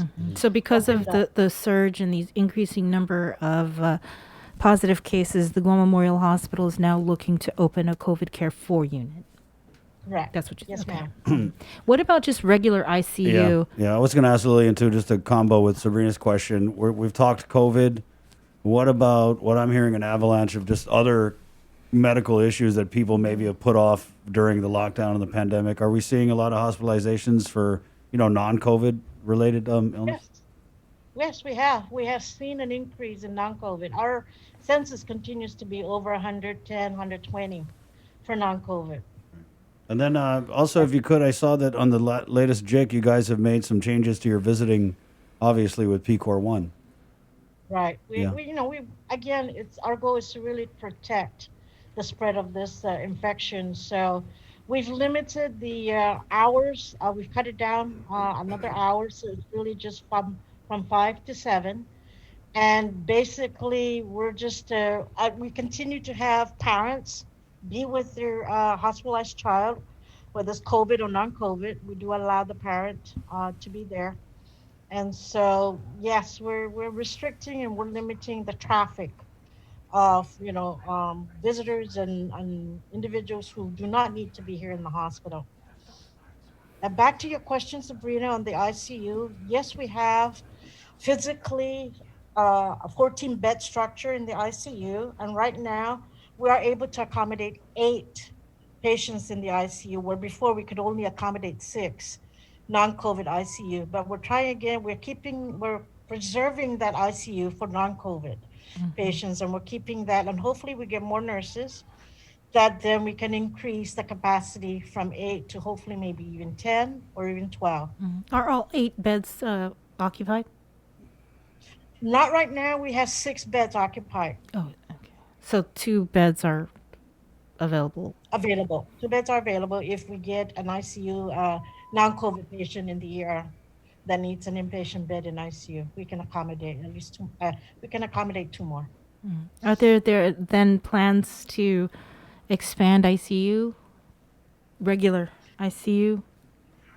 That's been our plan. That's been our goal. But it's all contingent on getting critical care nurses. Right. Experienced critical care nurses. Yeah, that's really one of the criteria. Lillian, in that JIC that came down, I saw with the visiting for the COVID the patients, there was a little thing, and man, it kind of got me, where you talked about visiting for COVID patients who are minors or children, right? And I think it said that you're allowing the parents or the guardians to stay with the kids or the minors. Hospitalized child, Right, yeah. yes. So I got to ask, We're allowed. do we have any? We've always allowed a parent. What's that? Go ahead. Do we have any teens or children hospitalized with COVID right now? Not right now. No, we don't. They're all adults. Right. Okay. Did you ask her? Did the visiting? Does it require that you get a test? Yeah. Do you need a negative COVID test to visit people at GMH? We haven't required that, but that may be an idea that we Right. may put into place. Just again to really minimize the spread of infection. Right. We want to make sure people coming in, we're checking their temperatures and we're asking some questions.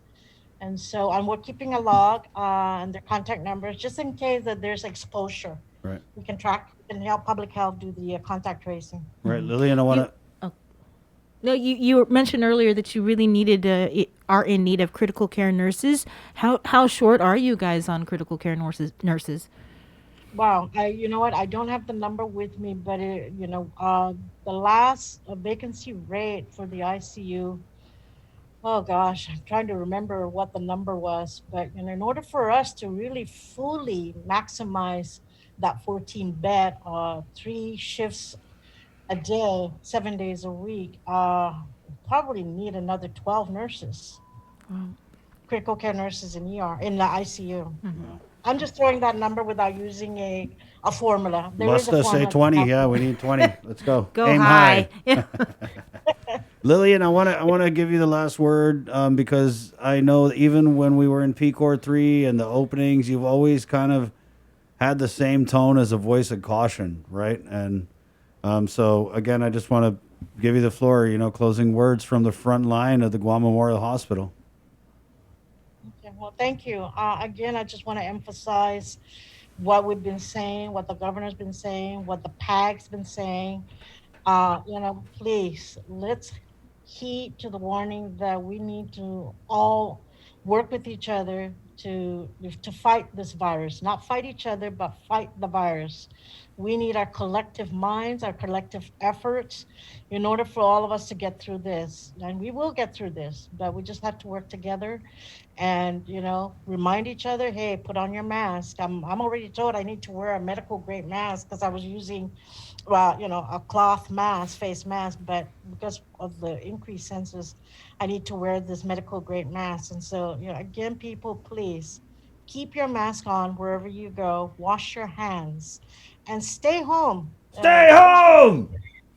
Stay home for now. Can you say it like Yeah. that, Lillian? Can you do the mad one? Because that's the one that people listen to. When you say stay home, they're just like, Stay home, or if you want, you can come into the hospital and get sick. Is that what you want? Whoa! There you go.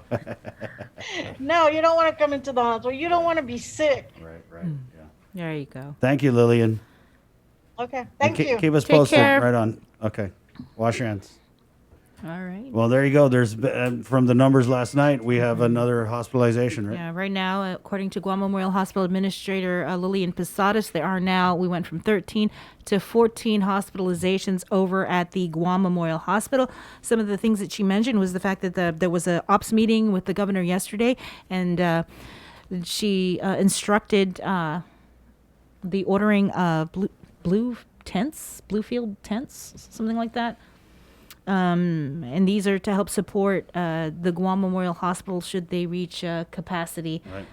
Right. She also mentioned that 4 out of the 14, 4 are in COVID Unit 2, which is where they provide ICU level of care. And did I mention that she also is looking into establishing another COVID care unit? So this would be COVID care unit 4. Right. But they have to do some moving of the telemetry ward to open up this specific unit. Okay, 7:43, guys. We got to take just a real quick break. Again, the show is proudly brought to you by First Hawaiian Bank. We'll have more info on their PCOR 1 hours. Thank you, FHB, for jumping on the link on the Breeze 93.9, also IT&E. And Calvo Enterprises. Again, a quick break, and we're coming back with the Guam National Guard Surgeon Cell. Next here on the link, it's The Breeze 93.9. Good morning. Whether it is tablets for children, special equipment for special children, or coral reef research, federal support is critical for our schools and our future. This week, we're trying to open schools. Parents are worried about their children's safety. Teachers are being asked to work minor miracles every day in teaching without looking directly into the eyes of our children. We must make sure that every child has a tablet, can get online, and get on with their education. We need a congressman who understands education and how the federal government can support every activity in the classroom, in the laboratory, and in the internet. Now more than ever, we need a congressman who will assist GDOE, UOG, and GCC without hesitation in solving problems with federal agencies. It's time that your child takes center stage, not only in school, but in Washington, D.C. I'm Robert Underwood, and I approve this message. GU Self-Storage, conveniently located near the Harmon McDonald's. We offer affordable rates, online payments, and auto bill pay for your convenience. Plus gate access daily from 6 a.m. to 9 p.m. Call us today at 648-7867 for more information.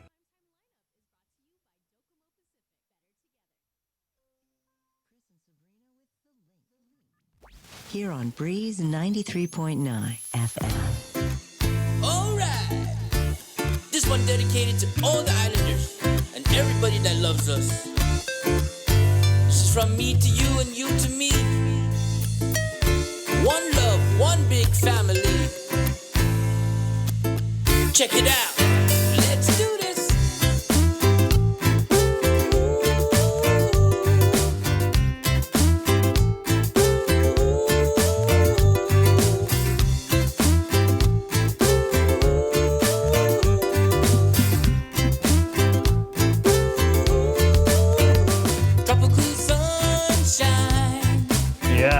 Feeling the music here on the Breeze 93.9. Remember, on the link, only local music. That's all you're going to hear. So thank you guys for letting us talk over all your great songs.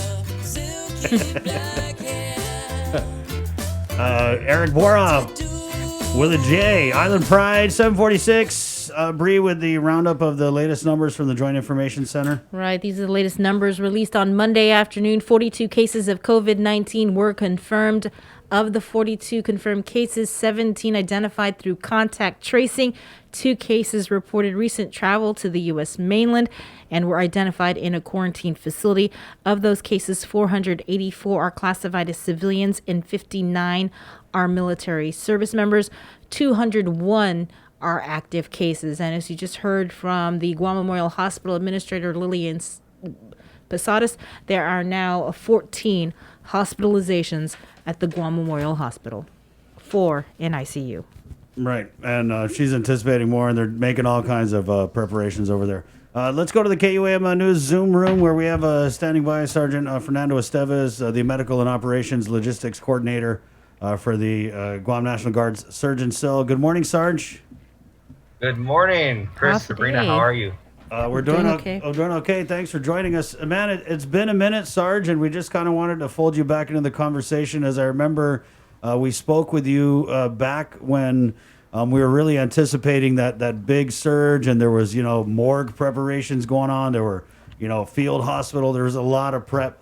And then, the numbers kind of tailed off from there. Yet here we are again, unfortunately in an all too familiar spot. So I guess if you could just starting at, maybe run us through the Surgeon Cell's role in the COVID-19 response as we stand here today.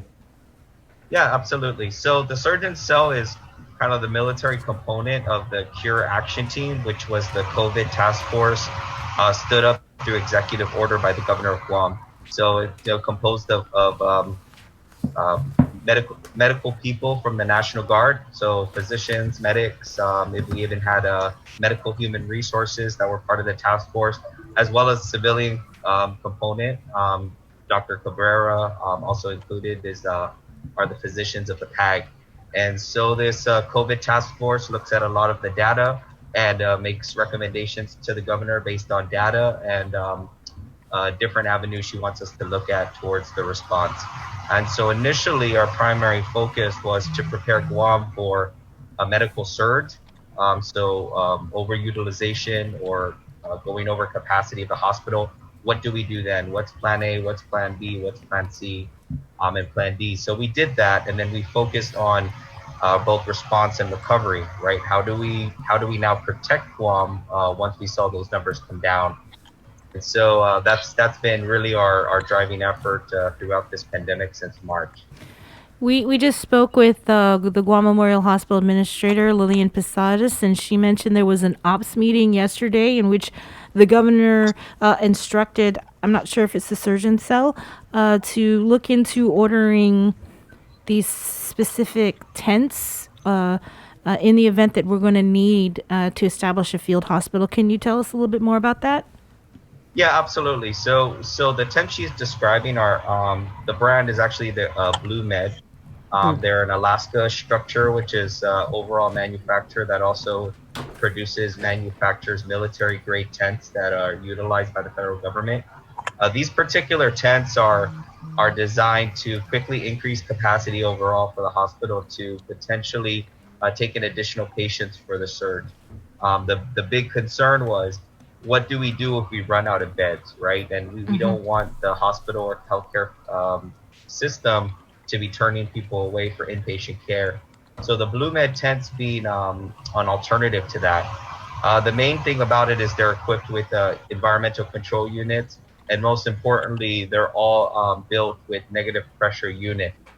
And so each tent acts as an isolation room to reduce risk of infection for those working in those tents, especially because they're small and compact.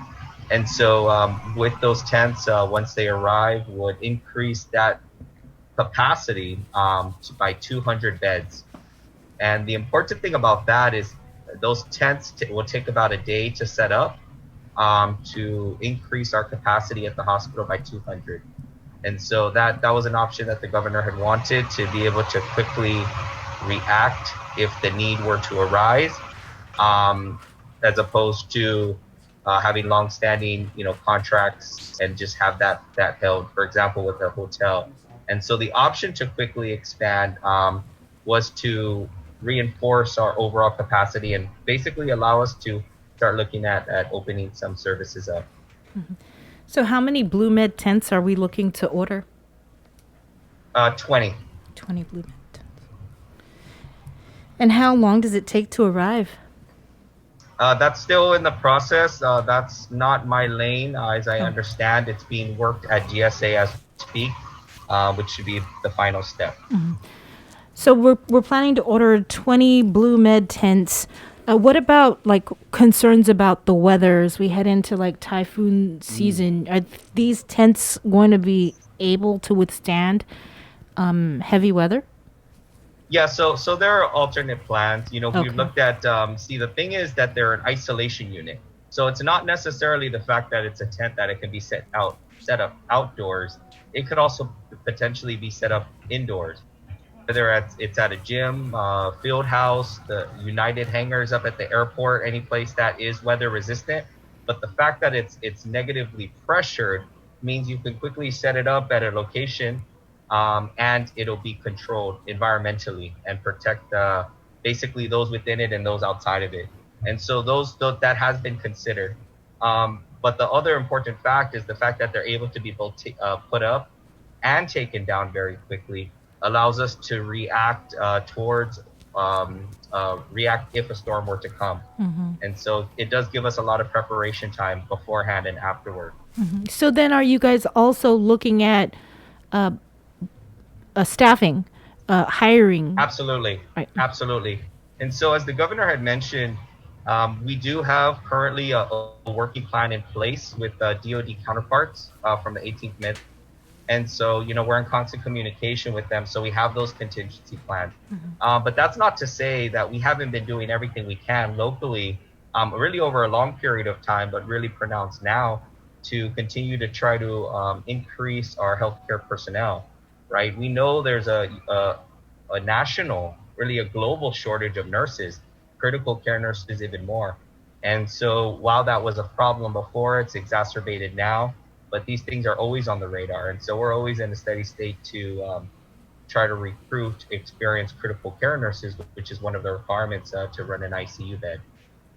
So we're looking at DOD. You said DOD MEF? plus internal capacity. There is the ability to shift nurses around. We're in constant communications, and that's part of also what the Surgeon Cell does, is links up both the private and the government healthcare system, whether that's the clinics or the hospitals. And so the ability to shift medical personnel should the need arise as well. Mm-hmm. What about the Army Corps of Engineers? I remember they were here months ago when in the heat of things during the first Peace Corps 1, and they did an assessment of different facilities on Guam. Are you guys talking to them again? So those assessments are complete. Those plans are ready. If there were a need to basically convert a hotel into a hospital, that option is there. But as you had stated before, it has to be equally balanced. Both expanding bed capacity has to be equally balanced with our ability to staff them as well. Yeah. The current plan that we have right now can expand Guam fairly quickly, up to 200, up to, I want to say, about 300 to 400 beds, which also includes internal hospital surge plans for both GRMC and Guam Memorial Hospital, which they already have in place. The Blue Med tends to augment that specifically for COVID, plus an additional, I want to say 200 with the next phase after that. So again, everything is in tiers and phased, and we're closely monitoring it, and it's always going to be based on current resources on hand. Mm-hmm. And when I say current resources, is as we start seeing an uptick in total bed capacity, that's when we start turning on the next trigger and the next trigger. So everything's phased. Mm-hmm. One of the concerns with the Army Corps of Engineers is they would have come out at a cost share to basically renovate an entire hotel to turn it into a hospital, but that need we were not close to it at the time, and so it didn't seem feasible to move forward with that, because we start doing renovations, we basically are paying and owning that hotel until we're done with it and convert it back to its original state. Sarge, really sorry. I got to take just a really quick break, and then we'll come right back to you. Sergeant Fernando Estevez from the Guam National Guard Surgeon Cell. He's the Medical Ops and Logistics Coordinator. Hey, to our viewers on KUAM TV 11, thank you guys so much for watching. Let's all tie our shoes and go over to our KUAM News Facebook page where it's Edward. I don't know where that tie your shoes. I don't even know. I'm wearing Zori. Tie your Zori. Where it's Edward R. Murr award-winning social media networks. Again, to our viewers on KUAM TV 11, thank you guys so much for watching. We'll see you either on the Facebook live feed, of course, or on the link of the Breeze 93.9 FM or KUAM FM in Hagåtña, Guam. Good morning. Where's the best breakfast value on Guam? Wendy's. Try any of their 5 local breakfast platters with eggs, rice. Whether it is tablets for children, special equipment for special children, or coral reef research, federal support is critical for our schools and our future. This week, we're trying to open schools. Parents are worried about their children's safety. Teachers are being asked to work minor miracles every day in teaching without looking directly into the eyes of our children. We must make sure that every child has a tablet, can get online, and get on with their education. We need a congressman who understands education and how the federal government can support every activity in the classroom, in the laboratory, and in the internet. Now more than ever, we need a congressman who will assist GDOE, UOG, and GCC without hesitation in solving problems with federal agencies. It's time that your child takes center stage, not only in school, but in Washington, D.C. I'm Robert Underwood, and I approve this message.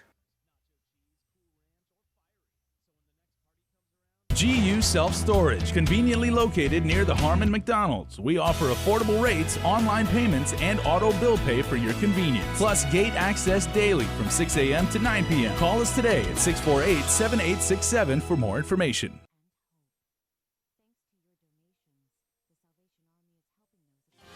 Half a day. My name is Kathleen Fernandez, and I'm a registered nurse at the Department of Public Health and Social Services. The Centers for Disease Control and Prevention recommends wearing cloth face coverings in public settings. Don't let your guard down. Prevention saves lives. For more information, please call 311 or check out our website at dphss.guam.gov. We got your 6 at 6 a.m. with the link on Breeze 93.9 FM. Bree and I connect you with all the latest news and information you need to know to start your day. Then check back with Guam's news leader at 6 p.m. for the day's top headlines with KUAM News Primetime. From 6 a.m. to 6 p.m. and everything else in between with KUAM Digital, we got your 6.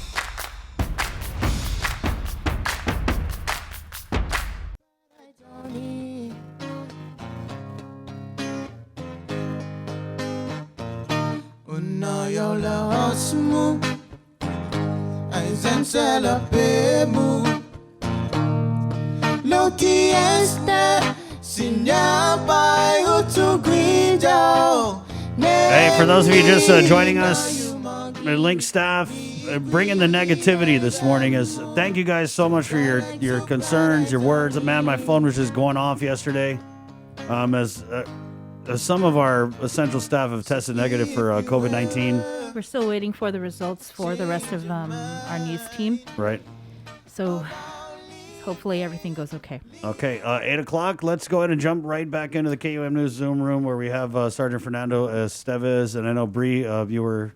Yeah, I wanted to follow up on the blue med tents, and we were talking about the need for staffing of those tents, but what about equipment? So the intent with the Blue Med tents, right? That what we know COVID that we started seeing the reports early March is that majority of hospitalized ICU patients are patients requiring oxygen. And so oxygen being the key thing, that's already been assessed, and there is a plan for that. And so the studies that have been coming out, prognosis and case studies with COVID patients, are that patients that are identified and provided oxygen early on tend not to increase their level of care required.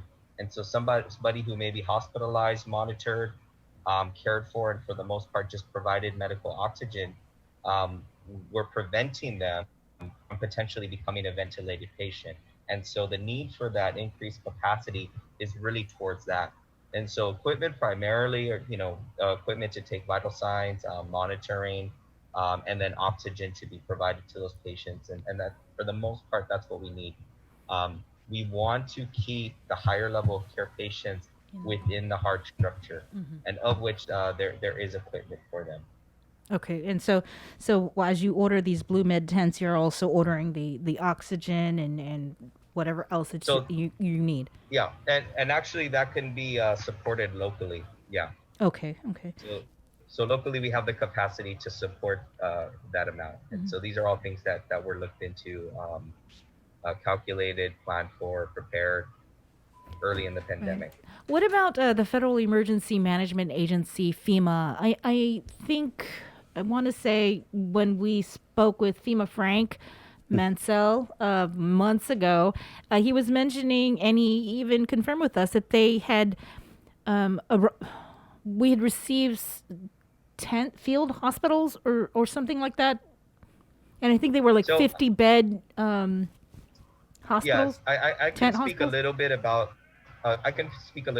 that, but again, in more conversation about FEMA, I'll defer to them. But what they were speaking about were the field medical stations, which are supposedly 50 bed medical stations that were supposed to come equipped with the supplies and equipment. But really, what they are, they're 50 cots, and so we have 100 of them total. The set's not complete. And so that's not to discourage anybody, because our local capacity and the Blue Med tents already come with the beds. And so the equipment and supplies, we were always understanding we would need to fill on our own. But by and large, the FMS is primarily just medical cots that were sent over by FEMA. It sounds And fancier so, when you again- say FMS, though, again- right? It sounds fancier when you say field medical supply, and then come to find out it's what we saw in the old show MASH. These are the medical cots. Exactly. And again, we there's been a lot of support provided by FEMA, and this pandemic has been a strain to all governments, local and federal, as well. So there's, again, this is not speaking poorly on them, but No. this is why we want to continue to plan for our Of local course. capacity, Yeah. because we have an expectation of what we're going to receive, how to account for it, and to plan for its usage. And there's no magical solution that's just going to come our way. So it's a constant work in progress. And again, that's always centered around the core goal of the surgeon self is to center that around our nonstop effort to improve our own capacities here locally. So we're not 100% dependent, because that support from the federal government is really dependent on what's going on in the rest of the country. So if we're not as bad as other places, we're much lower on the totem pole. Right, And so right. it becomes more difficult to rely on that assistance. Right. Yeah, we've talked with FEMA Frank before, and even FEMA is stretched right now, and they were stretched when we talked to them 3 months ago. So, Sarge, I kind of why I brought you on here, and it's and hopefully you can talk about this, is at the press conference, the head of the surgeon cell, Dr. Mike Cruz, had talked about an enforcement component, right, with the PCOR 1 measures. What can you tell us about that? So what I really want to discuss is it's not so much about the PCOR 1. I think we saw through data that a lot of the clusters that are related to the cases that we're seeing now involved situations, group settings, social settings, where protocols weren't followed. And so primarily, I want to say, I think we've all seen it, right? I mean, raise your hands if you've gone into a restaurant And I'm just gonna level with you, Chris. You know, when you go into a restaurant or you go anywhere, or even see on social media that people aren't wearing their masks, right? And so we understand the component that public health has placed upon establishments, eating establishments, and businesses. You require a mask to enter. But what we're not seeing is the enforcement component within those places. Because if you go into, let's say, a bar, if you go into a restaurant and you wear a mask when you cross through the door, but once you're in, all bets are off, then it really becomes pointless at that, right? Or it becomes pointless in that situation. And so we really have to, as a community, be practical about this, that when they say mask, you know, it means use the mask and use the mask properly. And that's the only way that this is going to work. Right. And so I think we've all seen it. And so now that we've kind of seen how this can happen, that's where we just need to tighten it up. But I think it would be too unreasonable at this time, considering everything going on, to, for example, have public health, you know, hire another 500 enforcers, right? That's just not practical. Right. Or GPD to be going out citing people for masks all day, because that's what they would be doing. Right. I think we really need to work together and look to our left and look to our right, and really support each other and kind of remind each other. I know from firsthand experience, Chris, that it's very stressful and it's exhausting to be on your guard 24/7, right?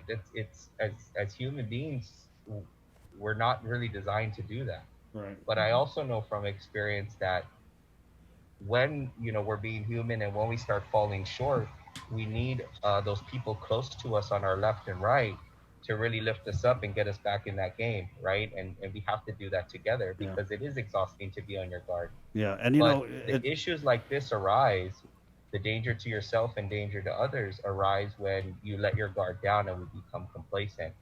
And so I think that's kind of the key takeaway, is that we need to really kind of police ourselves, or not even police ourselves. We need to support each other, and just kind of have this constant reminder.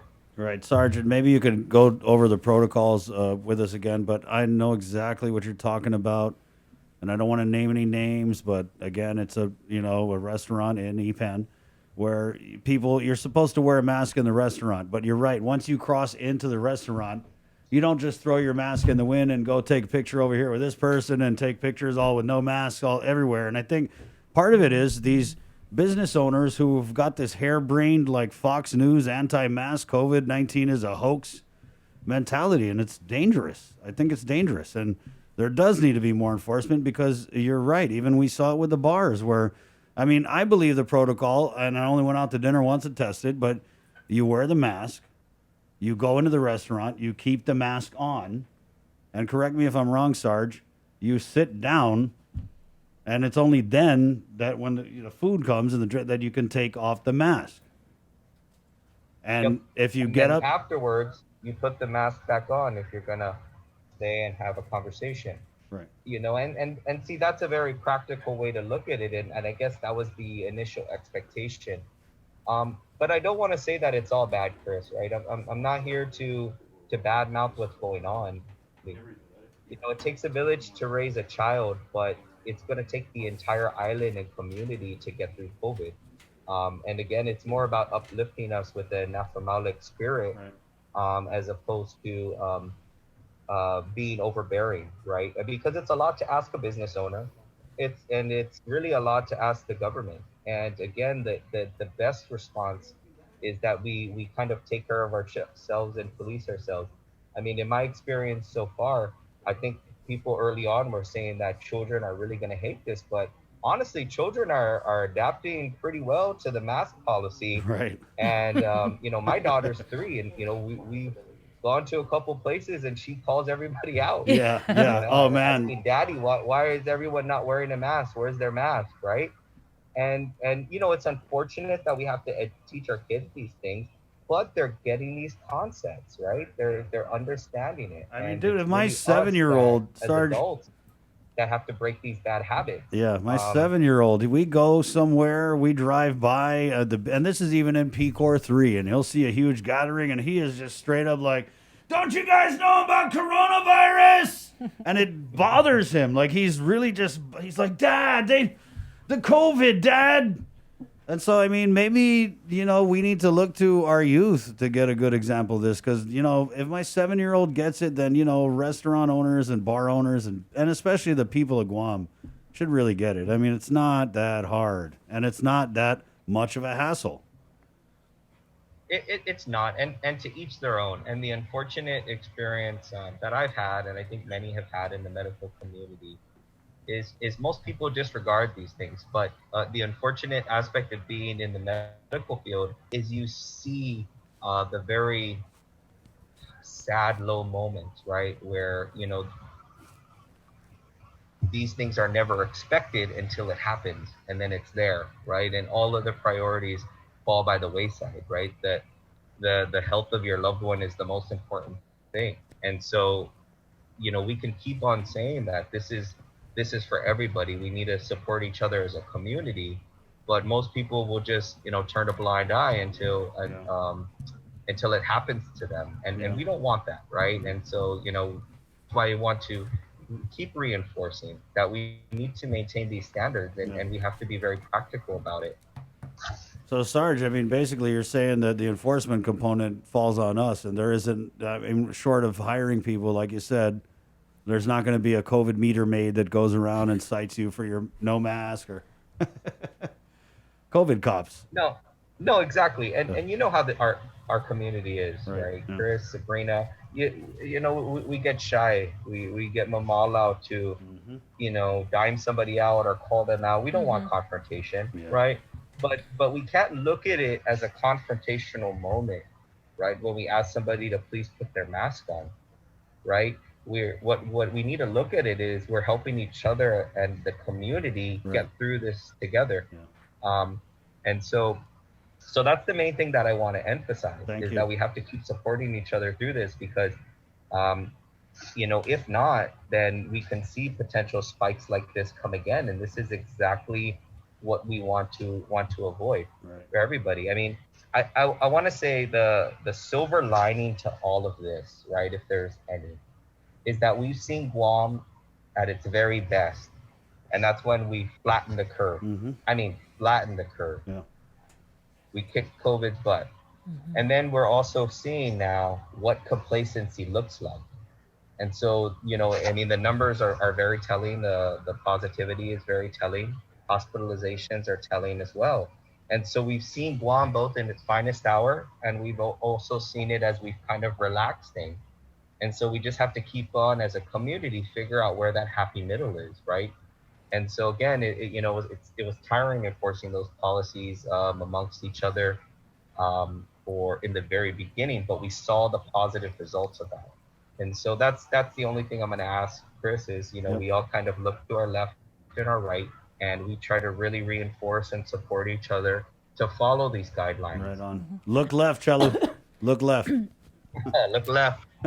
You know, Fernando, I know I keep harping on these Blue Med tents, but I really just got to ask, why are we just now ordering these? Why didn't we order them back when we were talking about a possible surge, when the numbers came out and, we're looking at, you know, all these tests, positives in September?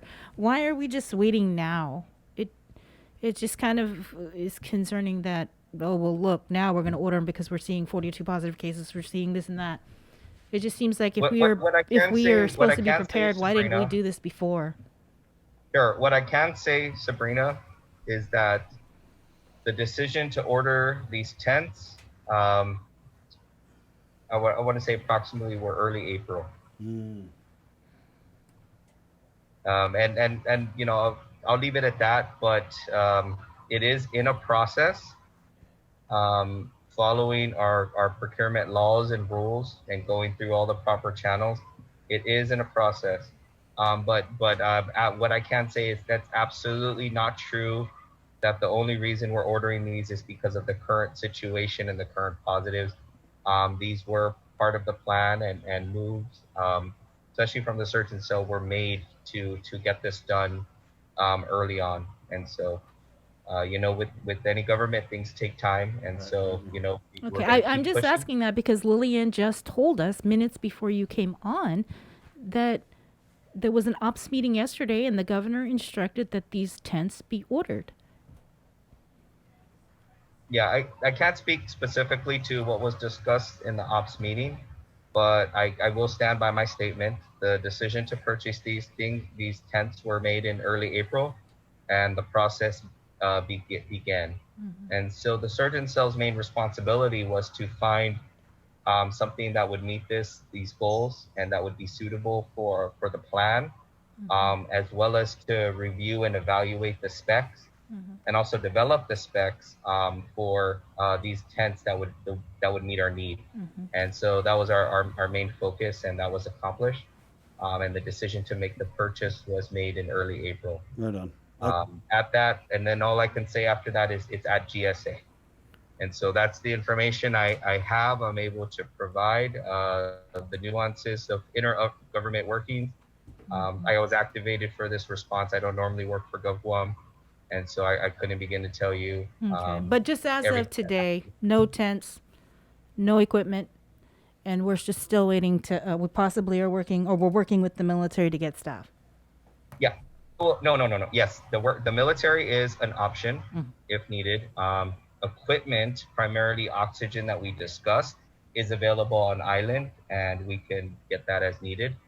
The actual physical space, i.e. being the tents, is in the works. But again, understand, the plan is phased. And so the hospitals, both hospitals have internal surge capacity.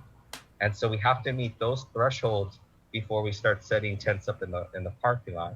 And so that's why the situation is monitored very closely, because as we meet certain thresholds, we move to the next subsequent steps. So have you guys ordered anything? I mean, did you guys have, I mean, how much money have you guys spent since March for COVID-related issues? I'm not the finance person. I wouldn't have that answer. Again, I look and I determine, part of what the team here does is look and determines the need. They have, I couldn't speak to the financial and fiscal aspect of it. Have we Again, received ours is anything based then? on medical Have we need received and anything? Have we purchased I'm sorry, say again? anything? Have we purchased anything or received anything that the surgeon cell has done to fight COVID?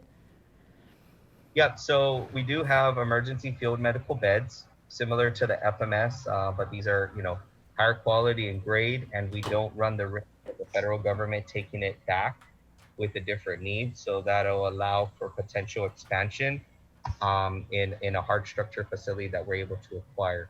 And so that's an additional avenue.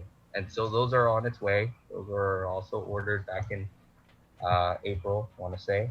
But again, those are, we have to also deal with manufacturer issues, because a lot of the manufacturer for this equipment is also backlogged as well. So it's a slew of things.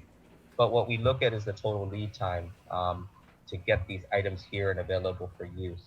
Again, luckily though, our current number, while we see higher numbers in the hospital, we have to look at the overall capacity of the medical facility. Which for GMH, we're looking at over, I want to say close to 200.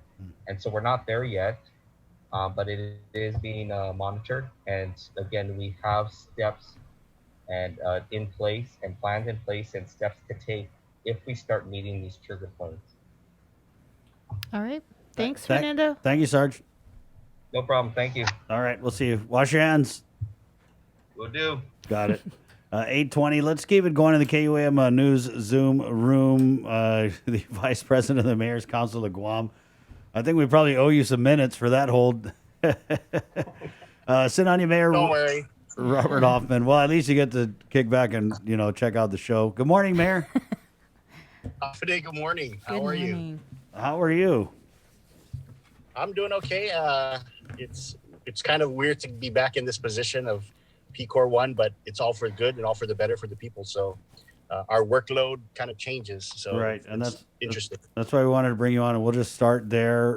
Going from PCOR 3 just boom to PCOR 1. How has the Mayor's Council of Guam maybe adjusted their response, and what are you guys looking at How's the communication? Because Right. that was the big issue during the first wave of is how the mayors weren't getting, Thank you you. know, Right. right? Weren't Well, it's going well. We're in constant communication now, depending on what our needs are. We've been here before, so we kind of have we fall right back into our process. So, as you know, the mayors, all 19 of the mayors, continue to serve over 1,000 meals to our Manamco every day. We bring it to their houses. Some of them come and pick it up at our centers, but that's just a daunting task. So between 11 and 1 o'clock, I mean, all of us are just out there really just pounding the pavement, getting to the seniors and getting it. And, we get to talk to them and have our wellness checks with them, which I think is very important because, human contact is kind of what they long for.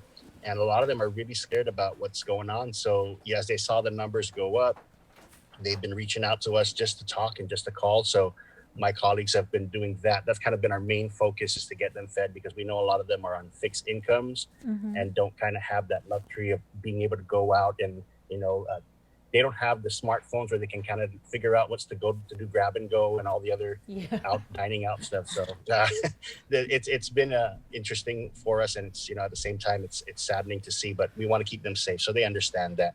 While that's ongoing, kind of this COVID was giving us a chance for the 12 Manamco centers to get refurbished. So a lot of them are undergoing current repairs and refurbishment. And this is something Governor Leon Guerrero and Lieutenant Governor Tenorio actually gave the Mayor's Council several months ago. And we were able to kind of get all the paperwork done. And so it's been pretty good that they're not there. So they're not hearing the noise and the dust and everything. So these centers are going to be renewed. So once they come back, I think they're going to be pleasantly surprised to see a lot of things that have got, made anew. So hopefully they'll enjoy that. Right. And then from the Mayor's Council, I wanted to follow up on the meal delivery to the Manamcos. Is that the Mayor's Council staff who's doing the delivery, or is it a private contractor? Because we've received information that there may have been the possibility that a worker tested positive delivering meals. So the ones who go to the congregate meals, which means those that go to the center, those are being delivered by the Mayor's Council. Then you have the homebound. That's actually done by a contractor, which I believe takes care of all that. The homebound meals, those that are at hospice care and stuff. So those are done separately by different groups. So have you heard anything about that though? Not that I've heard of. None of the discussions that we've talked about, and we have. So no, we haven't. And a lot of us, we have a process where it's bagged and we either hang it on the door or put it on the bench or put it on a chair. So we actually don't have that face-to-face contact with the senior. Unlike some of the homebound folks where they actually go in to help, they clean up the senior, they come 2 or 3 times a week, they do these home services. So there's a big difference on how we're doing here, but we take every precaution to be safe on that.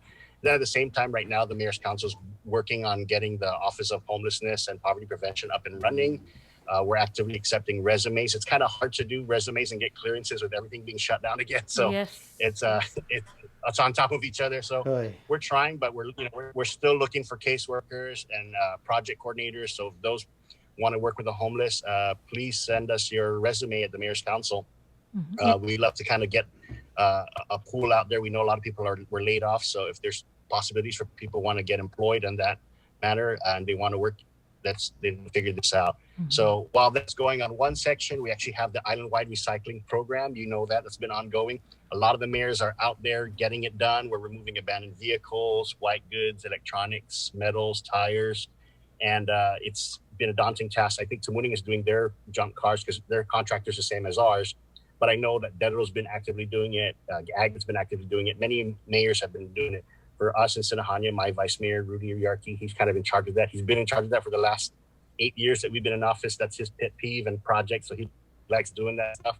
And he gets to go out there and meet with the people. So he's been doing a great job. And so we started yesterday already collecting the loose metals and the white goods. And I think the cars are scheduled for Thursday on that end. So that's another thing the mayors are doing. And then the last one is we've been actually actively working on the food and fruit distribution. I'm not sure if you've noticed that a lot of the mayors have been giving out these boxes of fruits and the commodities. These are from USDA, and we want to thank Pacific Trucking and Matson. And last week was kind of a good thing because we actually got an additional. So they gave pork and cheese also. So it was pretty interesting. So a lot of people were making pork tacos and quesadillas and everything. And then the other box had sliced ham and sliced cheese. So there was like a lot of, grilled ham and cheese, stuff like that. So a lot of people it's been really helpful out there. And I know that when GDOE canceled the commodities distribution, they kind of looked to the mayors to figure out, hey, can we get some of this food and some of the hands out there? So we've been actively engaged with that. So, we met with GDOE a few weeks ago. It's still an ongoing discussion because for some of us, it's going to be easy to help GDOE. Mm-hmm. But for when we were looking at the numbers for like Dededo, 5,000 people are on TFAP in Dededo. And to ask a mayor to deliver 5,000 boxes or coordinate that is a lot of asking for a single office versus Sinahanya, who have about maybe 80 people. So it's hard to do. So I can understand some people's hesitance in joining up with GDOE to kind of get this done. But we want to find a way. All the mayors are actively working together to find a way to do it. Right now, I have a 40-foot container of fruit that arrived yesterday of 2,400 boxes. And we were able to get push out 10 pallets yesterday, which is pretty much half of that. And it's just making calls and contacting people and getting on all the community chats of the people that are in need and pushing it out. So it's a big help. And I know that USDA and Pacific Trucking and Matson are trying to figure out something for September, October. Wow. And I hear it might be vegetables and some other stuff and milk and eggs. So we're actually excited about that. Nice. So it's kind of interesting to kind of wear these different hats of, anything that we can do, because we know people are out of work. We know people are struggling financially. Yeah. And so these little boxes help. And so it's, I don't know if you know, but today yes. Go ahead. Oh, today we have the testing for the homeless up at Global Dorm. We're actually going to be busing the homeless to the Northern Center. So I want to thank DPW for coordinating that. So right now, 34 consumers of the 82 have signed up to get tested, as well as 9 staff. So that testing actually is going to take place right now. They're actually on a bus up there. They're going 12 at a time. Wow. And they're going to take the test, and they're taking a test that kind of gives them results within a certain amount of time. And when they do that, should they be found positive, they're actually going to be taken straight to the quarantine center. So we're actually putting these things in place for that, just so they're not going back to the dorm itself. Everyone is there voluntarily and willing to do this. They're also concerned about what's going on. We're putting in measures so that the meals, while they're waiting for the results, the meals are brought to their rooms instead of them coming down to the congregate area, just so they can also comply with how when you get tested, you're supposed to wait for your results. So that's kind of ongoing. So we're just pleased that we were able to get public health to come up and do the testing. Originally, it was going to happen there at the site, but then when we looked at the logistics, it's easier to bring them up to the Northern Center. So that's ongoing right now. So we're hoping we can get those results by the end of the day, and I can let you guys all know. Oh, yeah. Let us know, please. Have any of the homeless people that are in the Global Dorm, were they experiencing symptoms? Not that I know of, but I'm sure that, they have some of them have underlying health conditions that we're having to deal with and talk with. I know that some of them were released from the hospital just a few days ago, if not a week ago or two, because some of them were there for other issues. So they're closely monitored and they're talked to, and their caseworkers are there. But, at the same time, our office is working with some of them. You've heard the stories that some of them have no IDs. Right. About 26 of them actually have no ID. So we're actually still working on that, trying to create the records to get them that kind of,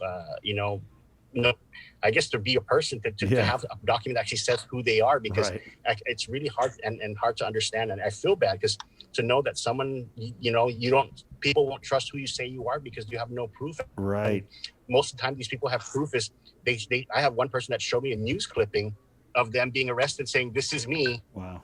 And because they have no other documents to show it's them. And I said, wow, and so let's figure something out there. So, it's kind of sad to be pretty much be a nomad and not have that kind of confidence to say, this is who I am. So we and really want to get them on that. And so it's great because when we were they were moving them out of Paseo, I was talking with a group that's over there by Autospot area, and I talked to a guy, man, a Scambaluri even, and he was saying that no ID. I mean, I can't even imagine. Okay, full confession here. People hardly ask me for ID, but I can't imagine the guy was like, I can't apply for a job. I can't apply for, food stamps. I can't do, there's just you don't exist without an ID. And I think a lot of us take it for granted. But I want to ask the homeless. So I know that we tried to do an outreach testing before we had the shelter.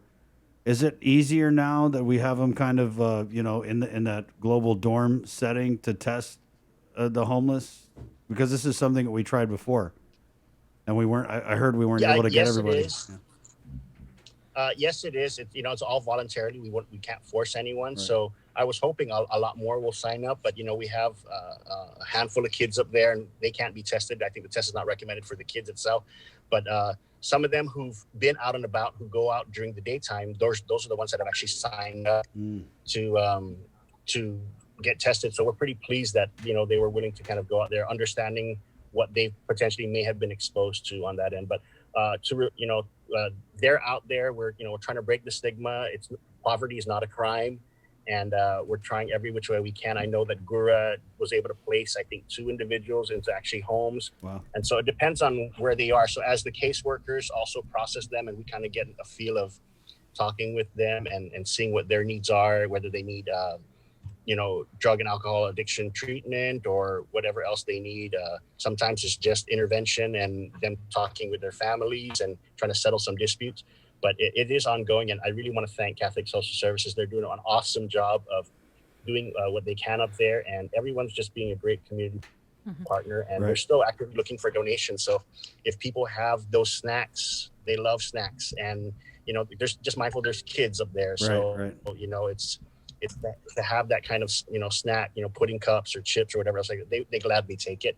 And they can you can coordinate it with the Catholic Social Services up there. So yeah. Mayor, I know before we went into PCOR 1, I was seeing just around the villages the abandoned junk car removal. What's the status of that? I mean, in your village and others, as we're now in PCOR 1. The contractors have agreed to continue to work, which we're very happy with. I know that when the discussions were taking place about what PCOR we're going to go to, whether we're going to go to 2 or we're going to go all the way to 1, the Mayor's Council did voice their concerns that, if we go to this 1, are the contractors going to stop for the next 2 weeks? And we don't know if PCOR 1's going to last 2 weeks. We're hoping it only does, because we were able to bring the numbers down. But we were assured, and we were able to talk to the contractors, EPA, everybody got on board and had that discussion. And they pretty much said, no, we're going to continue to work. So it's actually listed there as, I think, a solid waste collection and stuff like that. It was kind of listed in there. So they understand the ability to work. But we can't force contractors and private sector people to work. But so far, they've been great partners. Mayor, how many people are at Global Dorm? I believe 82. Let me double check. I can actually check this. Okay. And this is just, they've been open for about almost a month and a half, right? Global Dorm, and the contract, it's every 30 months, option to renew. Yeah, and so right now, I believe it was renewed from our last meeting that we had. I would know it's renewed, so we're not moving anybody out. Some people have been able to seek housing and actually moved into their, another different situation. So we were able to free up some space and then put some other people in. So there is a wait list at this time. So that's that's just 80 people, and there's hundreds more homeless out there on the streets living in shelters. What are we doing to help them?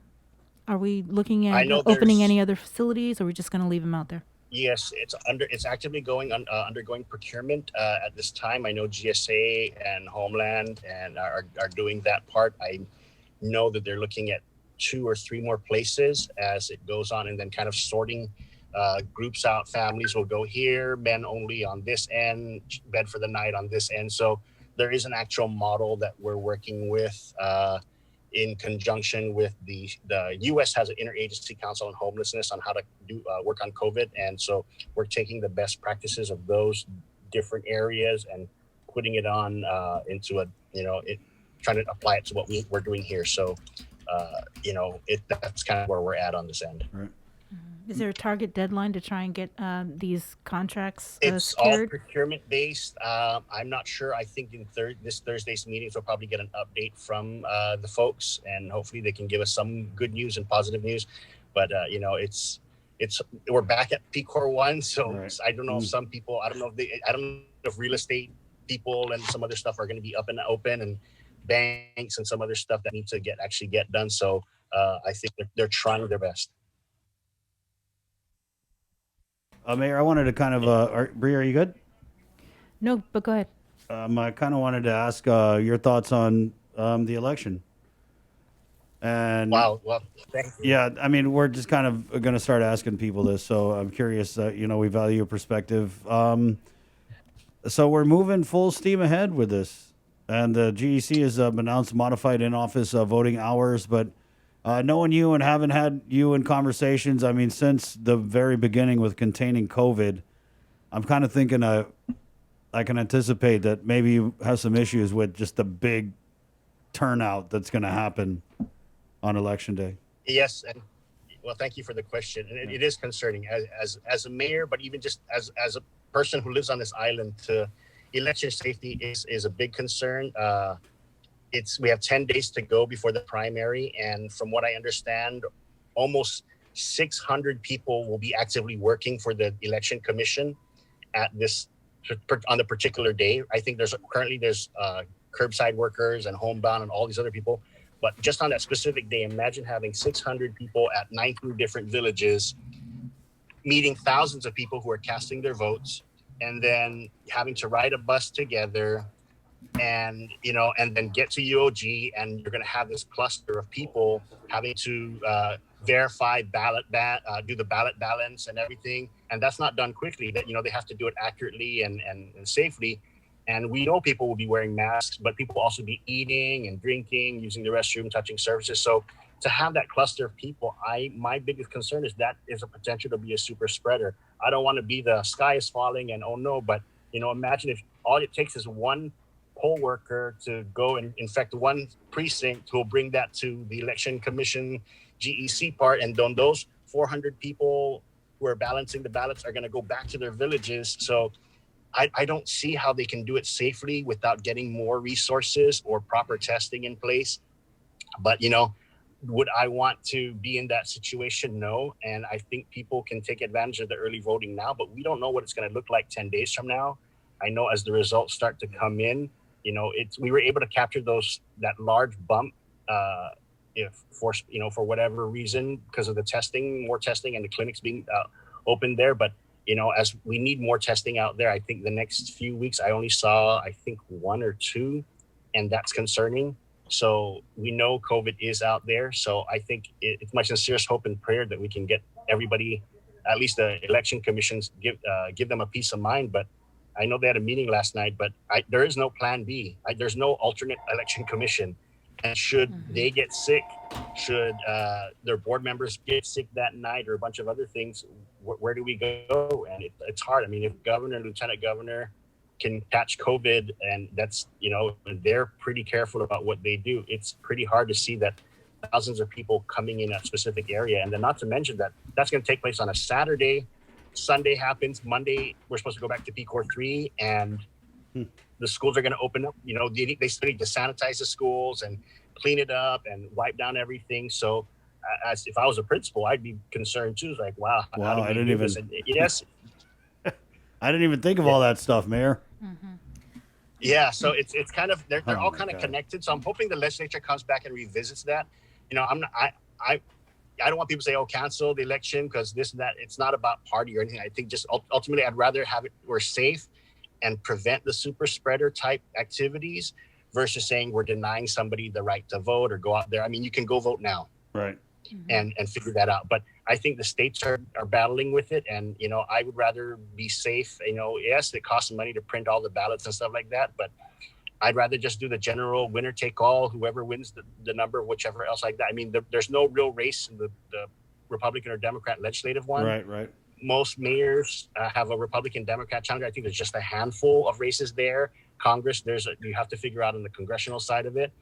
And then BJ's running unopposed. So there's, will people come out to vote? I don't know. And I think people are going to probably want to stay home, but I would feel very confident and safe if the legislature came back and revisited the possibility of canceling and postponing it, because, you're just thinking of the political side of it. Imagine candidates wanting to have courtesy camps and gatherings in front of polling places. I'm hoping they don't. And, we're not going to have it. We're not hosting one. I don't want to be responsible for that either. So I hope the candidates really look at it as a way of just, if we do have to go through this election, don't have courtesy camps. Don't do the wave side. I know it's a favorite pastime of Guam, but it's dangerous out there. And, people said they're going to use Jonya as the model.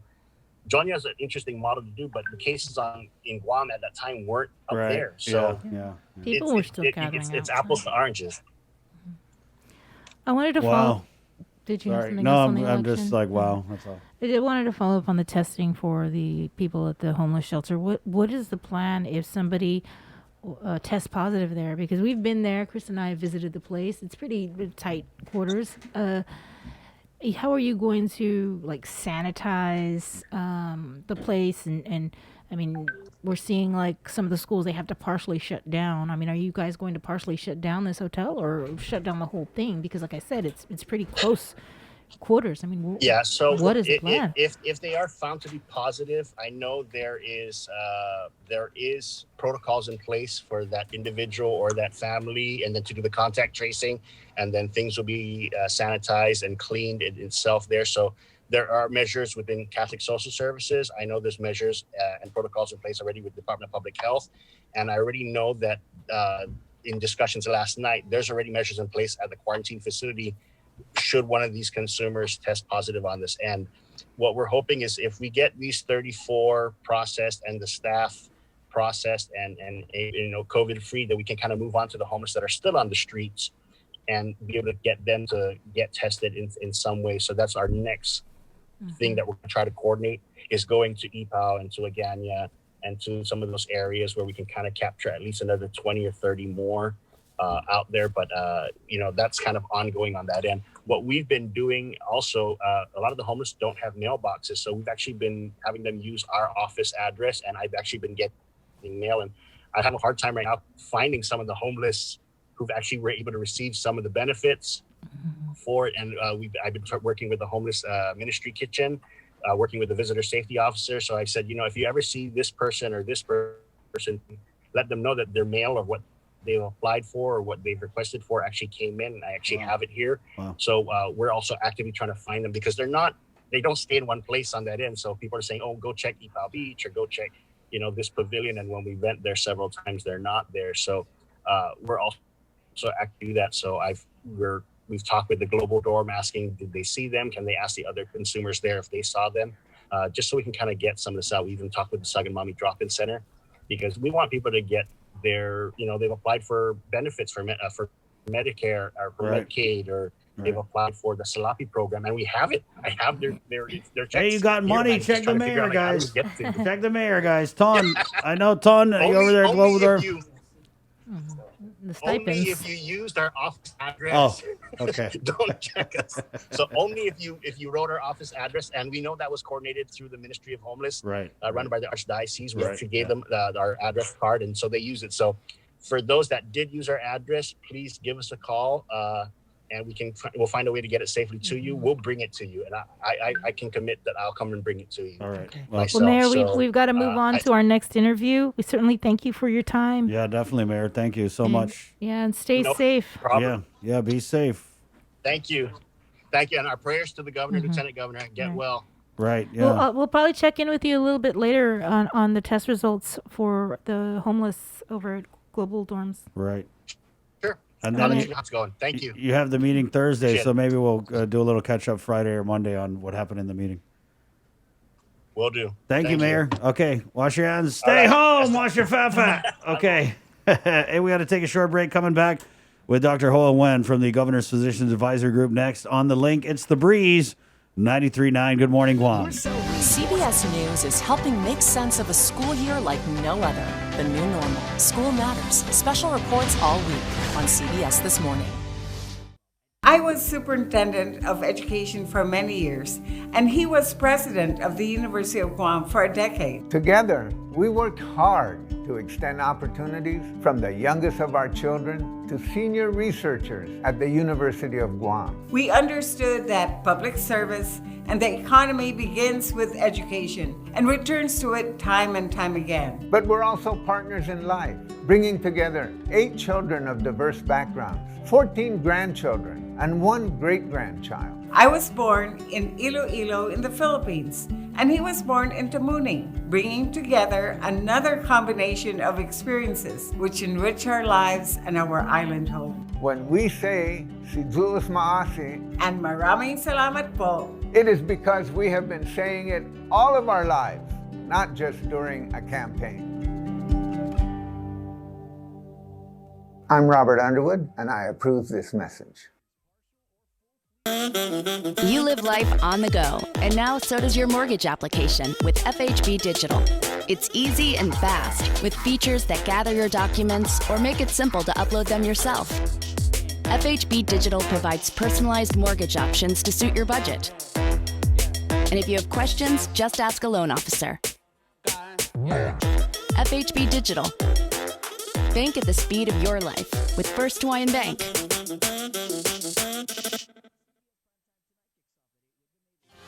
Half a day. My name is Kathleen Fernandez, and I'm a registered nurse at the Department of Public Health and Social Services. The Centers for Disease Control and Prevention recommends wearing cloth face coverings in public settings. Don't let your guard down. Prevention saves lives. For more information, please call 311 or check out our website at dphss.guam.gov.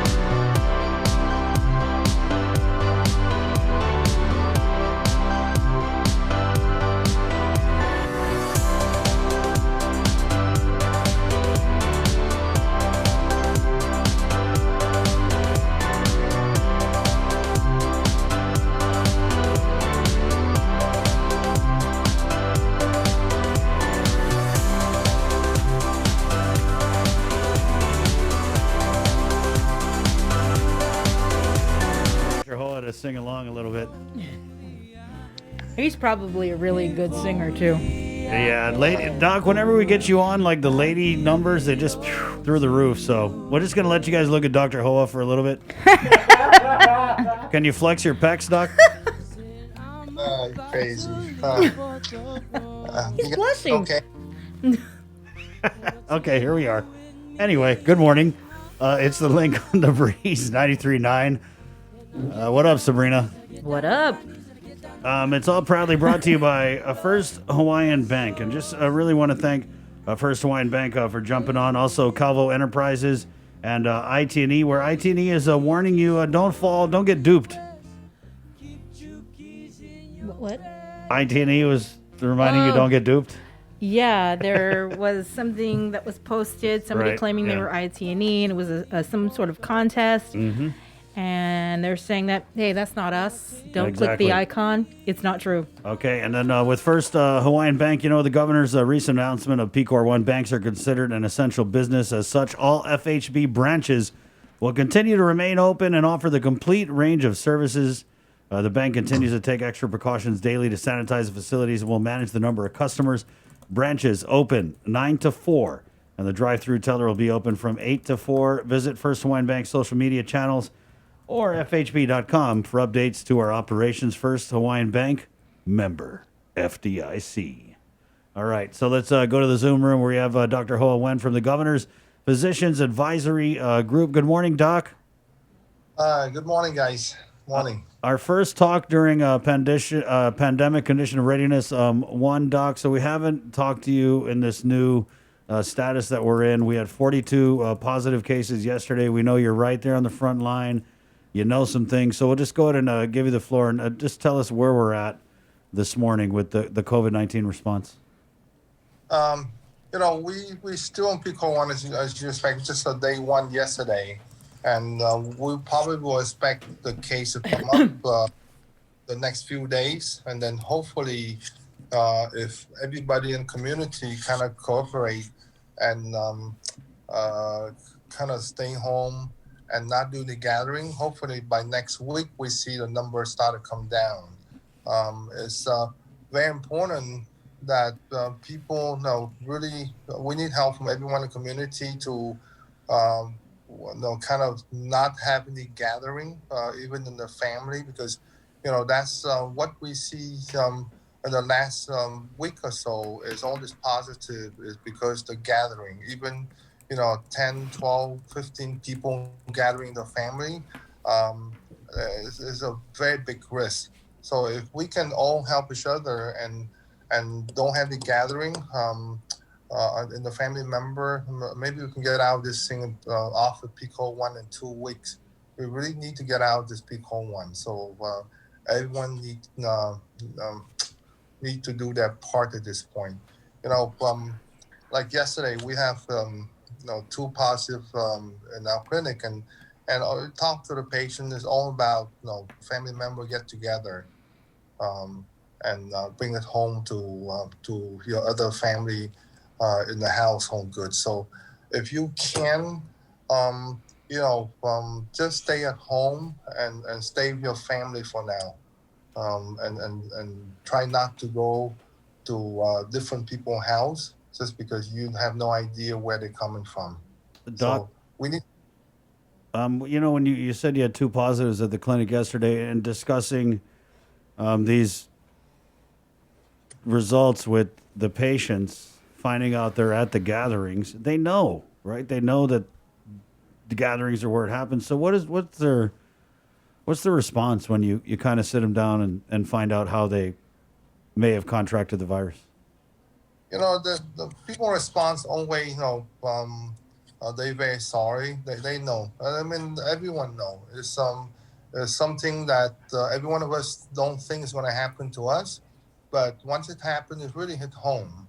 And, it's detrimental to the family, because certain families have people in the family that have high risk. So it's just that, like I said, everyone knows it's a mistake.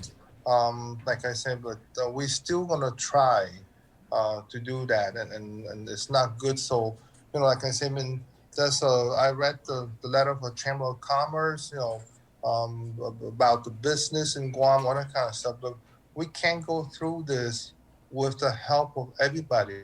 So, really stay home. The workplace is okay. The workplace is safe because people wear masks.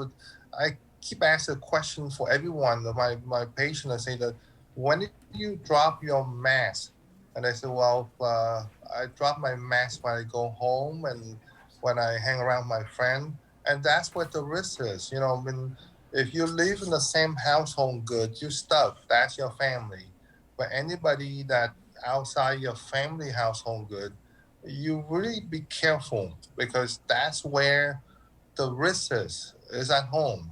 And when you gather with your neighbor, you gather with your extended family, gather with your friends, And we are not so unique. Hawaii have the same thing. They never going up just because they're gathering. So, to help us do this thing, you really have to be careful what we do. It's no longer import from people who travel off island because they get, they catch everybody in the Q factor. But now the people in the community need to kind of hunker down and get us through this thing. All right. Doc, I think when we spoke with you last week, you were mentioning, based on the Physicians Advisory Group meeting, the doctors were recommending we go into PCOR 2 with some aggressive action that needed to be taken. But when we went into the press conference later that morning at 11:30 with the governor, there was the announcement that, nope, we're going into PCOR 1. Do you know, or did you have any discussions with the governor in terms of why she decided that I'm just going to go for PCOR 1 instead of the PCOR 2 recommendation? The governor have a very hard decision to make, and agree or not agree with her. There's, we have to follow that because she has the ultimate responsibility of the whole island. I think she knows very well that economy-wise, it's a big risk for the economy to shut people down, especially the business. But at the same time, as you can see now, the hospital, we up to 14 now, and 4 in the ICU, and that trend going to still coming back up. Hopefully not too much in the next few days. If people are not follow the guideline of social distance and mask and gathering, she had to make a very hard decision of claiming everything down because by shutting down those business, hopefully people stay home. And like I said, I see more car in the street. I have no idea where people go, but they really need to get our economy up and stay home. And we should have much less car in the street at this point. So, Sabrina, Christmas, you gotta pass the word out. People don't have. If you're not working, stay at home. You can go outside, go to the park and exercise, no problem. But if you go and visit your relative or your family somewhere, you just put your family member at risk at this point. And we did speak with Lillian Posadas earlier, and it was really, really concerning the discussion we had, because now we're looking at opening a COVID care unit 4. ICU beds are filling up. Now we're looking at ordering Blue Med tents. And if people doesn't pay attention to what we have right now, unfortunately, there's few people out there that still don't believe this thing happened, and they still hang around, and they sick, they still go around with the people. So we can get to that stage if we not be careful what we do at this point. So I tell you, if you hang around people that you can hear them cough and congest, just tell them go home, and stay away from and respect you. So that way, you don't get sick and bring home to your family. We come up with the flu season in September, and we're going to be a mess.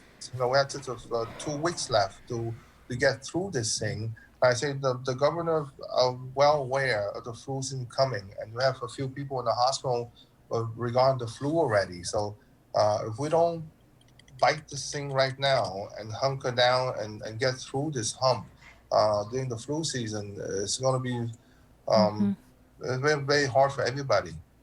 We need to get back to PCOR 2, but in order to do that, everybody need to pay attention and help each other. And I say stay home. When you're sick, just don't go somewhere.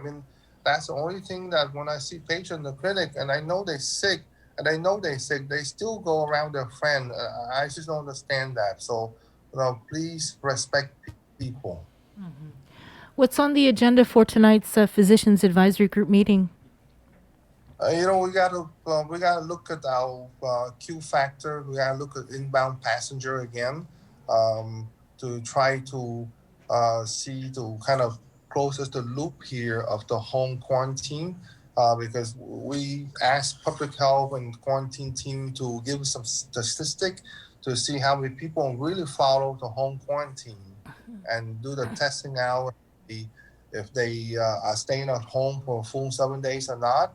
So we might have to clamp back down again to try to keep the home quarantine that are turning positive in the 7 days mark, to not go around and spread the virus. Remember, you are infectious, at least 2 to 4 days before you start showing symptoms. So if you're home quarantine and you go shopping and hang around your friend, you're gonna spread this thing like wildfire. So you really have to stay at home, your home quarantine. So we're gonna look at that program very carefully to see if we need to change that home quarantine to make it a little bit stricter. Yep. We need to look at the pre-arrival PCR to rather than 5 days, we might put it back down to 3 days. I know it's inconvenient for people, but we did that to try to kind of relax the thing, and we see the number go up again. So if you come in with a pending PCR that's not ready, I have talked to a few people in public health already. We might put you on Q factor until your PCR is back, and before we release you, we probably test you again before we let you go. But what about making sure they don't get on a plane until they have their results, so we don't see what happened with that flight from Honolulu last week? I know that when we spoke to JQ, he was saying that, that needs to be done, that you can't get on a plane unless you have a negative test. Yeah.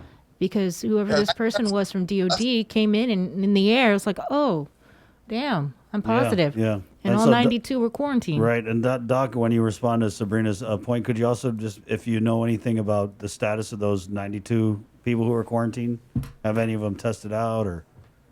The thing that we have the idea of requiring them to have negative PCR to get on the plane, but that's not enforceable. That's the thing. People will get on the planes. They say, I don't have any PCR testing, I still get on the plane. It's kind of, it's not a regulation or rule that we can enforce that, because unfortunately you live in a free But is it country. a Department of Defense regulation? Because this was a DOD, somebody connected to the DOD, whether it was a civilian or a military personnel. Yeah, that patient I know from, is have a pending PCR, but when the plane is positive. But from my understanding, that person is not symptomatic. But again, you can be, an asymptomatic spreader out there, and so they decide, because the situation right now that they quarantine a home plane. I Right, understand but do you know if the Department of Defense requires their personnel before they get on a plane to have a negative PCR test? I think that's what we're going to talk about. There's a lot of people that travel, especially the DOD. I know they work with public health very closely, but something that DOD can enforce before a person gets on the plane. Now, DOD is different than our civilian. They have the regulation. Yeah. And, they can force people to do certain stuff. We, as civilian, we cannot really force our passionate to have a PCR test that is available before they get on the plane and fly here. So that's a two different ball game. But DOD, I think there's so much regulation out there that they should be negative before they get on the plane, and that's something that we're going to discuss. There's a lot of discussion we're going to do tonight, just to try to clamp down and help us go through this P-Core 1 to P-Core 2 as soon as possible. Yep, and I got to call out all the people on home quarantine. See, Toka, you're going to get it now. They're going to take away the home quarantine because you guys don't know how to keep still. Ketufen, keep still. And I mean, I'm just saying it in jest, but it's really serious that, I mean, we've got people who are getting waivers who are running around, people in home quarantine who are breaking the quarantine. I mean, it's so serious that they're going to discuss it tonight in the Physicians Advisory Group. It's so serious that we're seeing this crazy spike in the numbers. Doc, while we're on the subject of DOD, can you shed any light at all about the tests and the positive cases that they're running up at the Naval Hospital? Because we had public health on yesterday, and they told us that it was a combination of active duty and local guard dependents. We saw some more tests and more positives run at Naval Hospital yesterday. So can you just once and for all provide the clarity on this? What are we looking at with these cases that are being tested out of Naval Hospital? Yeah, just like Public Health was saying, the Naval Hospital will see active duty, and if you have TRICARE insurance to the guard member and the dependent, they can see that too. So it's a combination of active duty and guard member and their family. So I know if they test them, most likely through because they're symptomatic or through tracing on their part, that's why you see a high degree of positive. Just because I think that once a family member turned positive, they're gonna test the other family member, and more likely, if you're in the same household good, you're gonna pick it up. So I think once you see one, you tend to add one or two more, depending how big the family is. So the number can jump pretty high suddenly just because the family household. Right. But combination of guard, just remember those people live in our community. Yeah. They not live on base. So, but like I say, it's help. If you really, if you feel sick, then you stay home. So those are combination. I don't think they give you a strict number, how many guards or how many active duty. Yeah. But that's why I wanted to get the clarity from you, Doc, because people see Naval Hospital and they automatically think, oh, Navy, Air Force, and we know that's not the case. And I don't want people. I mean, I don't care if you guys want to hate on the military. That's on you, whatever. But I just don't want people to think that, oh, it's all Air Force, Navy. We got nothing to worry about. No, these are people in the Guard. They're dependents. They live out here with us. We all know somebody in the Guard. So got to take it serious. No, absolutely. You got to get that out of your mind. It's not active duty. There's Guard member mixed in there. So if I'm going to venture to say that, put more Guard members than active duty on that positive list. Right. When we see the numbers from the Joint Information Center and it says X amount are military, is the Air Force and the Navy required to report their confirmed positive cases? And if so, are those included in the numbers from the Joint Information Center? Yeah, I think both Navy and Air Force, they work with public health, and Anne should be the one that tell you that, but they work very closely because, like I say, this member, either active duty or a Guard member, they are in the community. So, they will comply with public health and tracing and contact and try to figure out who they come in contact with, So they are working together. They will not be isolated and not reporting that thing because, like I say, it's in the community because not all of them live on base. So, right, but they also conduct from like the Air Force personnel that were staying at the Reef. The Air Force conducted their own contact tracing, isn't that right? Yeah, they had their own investigators and.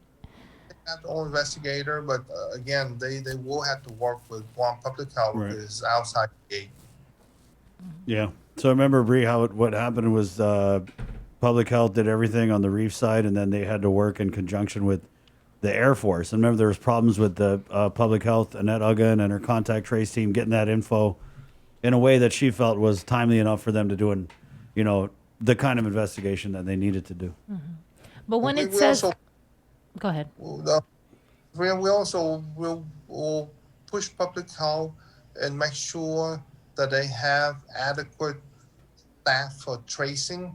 It's very important. It's a problem not just in Guam. It's a problem everywhere. When you start to multiply this case, through contact, it's going to grow exponentially.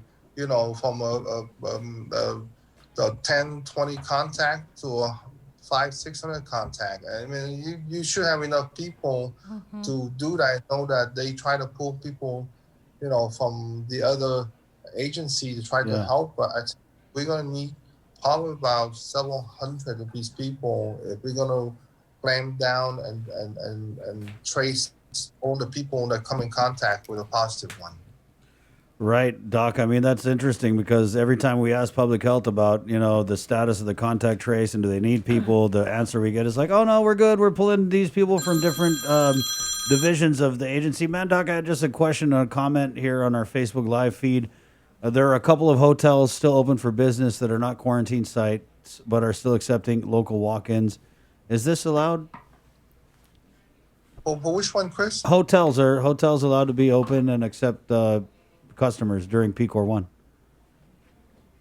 I think like I say, if you can go to a hotel, you stay in a room, you won't infect anyone. I mean, if you, there's nothing wrong with that. I mean, if you go to a hotel, you open a party and you have multiple people there, yes, you'll be reported. Right. But if your family want to take a staycation and stay in a hotel, just a different atmosphere than your home, there's nothing wrong with that. Right. And they isolate themselves and have some release time. So yeah, it's okay. Okay. Or it could just be that maybe, you want to ensure your home environment's safe and you just go check into a hotel if you're, like we see it with Lillian Posadas, you talk about GMH frontliners. A lot of them are being put up in the hotels while they're working on the COVID response to kind of mitigate the risk of them going back home to their families and possibly exposing their loved ones to the virus.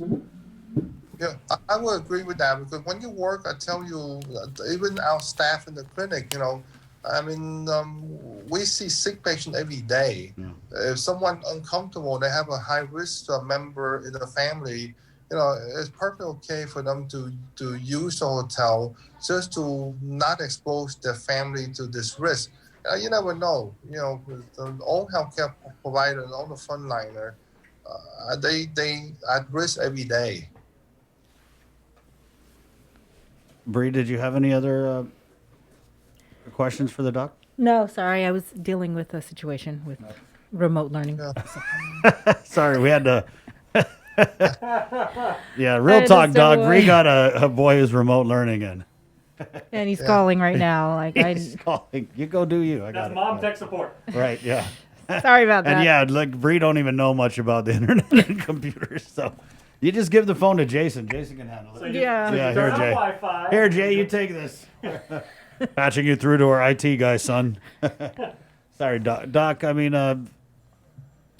anything in closing that you want to add? Because we do have another segment. Thank you for coming on. We love having you on. Right. We know that you guys are going to go into that meeting tonight. Mm-hmm. You're going to make the case, the home quarantine. I mean, it sounds like this is, you guys may pull this option entirely.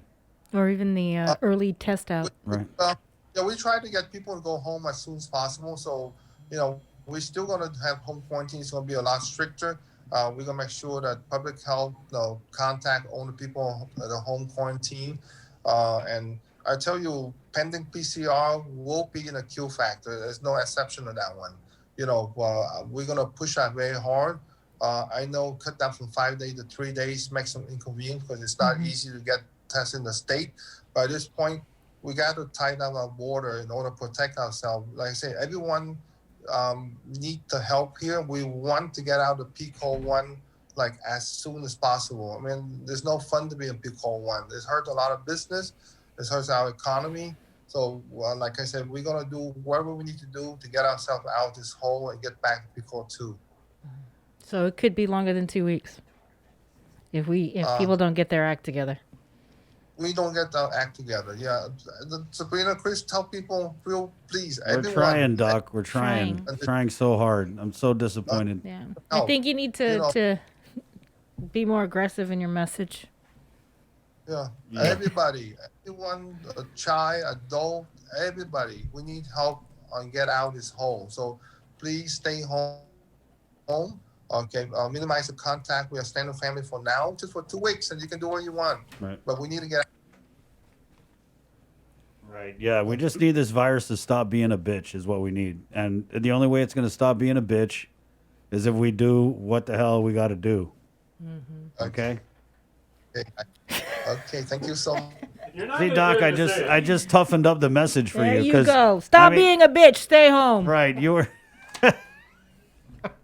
You were like, PCOR 1 is no fun. That's not as hard as stop being a bitch. Stay home. All right. He's not gonna say it. You know? I know he's not a going to. nice He's too guy. classy. That's cool, Doc. Don't say it. We're saying it for you, okay? Yeah.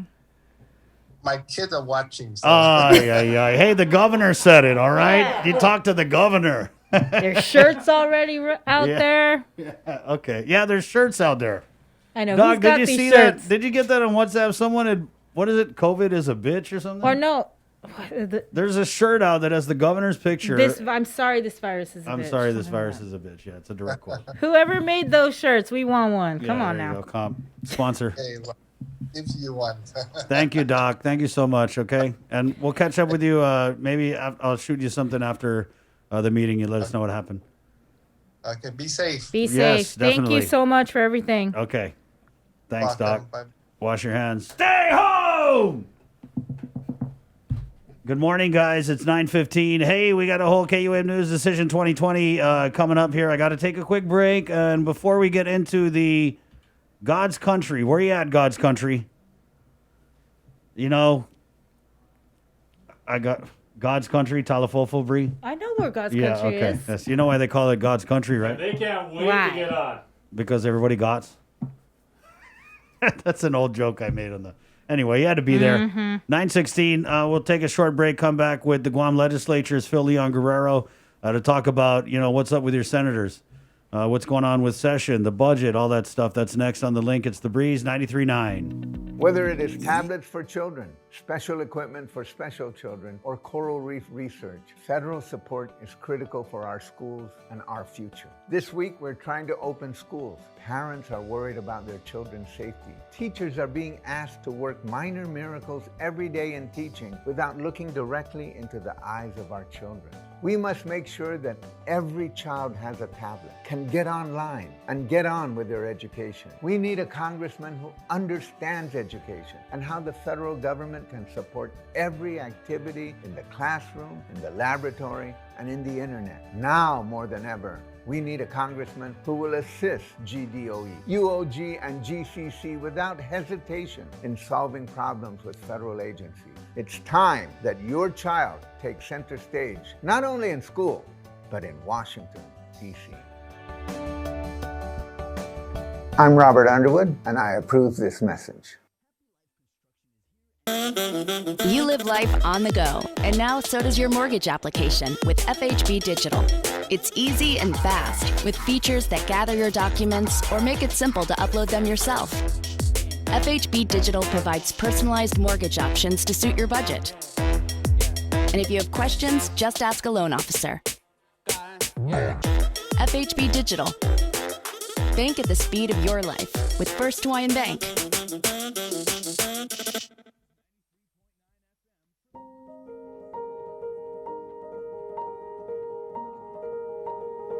Half a day. I'm Dr. Jana Manglonia, Medical Director for Public Health. We all play a role in slowing the spread of COVID-19. We must continue to stay strong and practice everyday preventive actions to keep our island safe. Maintain a distance of 6 feet between yourself and others. Wear cloth face coverings in public settings. Wash your hands for at least 20 seconds. If soap and water are not readily available, use alcohol-based hand sanitizer that contains at least 60% alcohol. Clean and disinfect frequently used surfaces.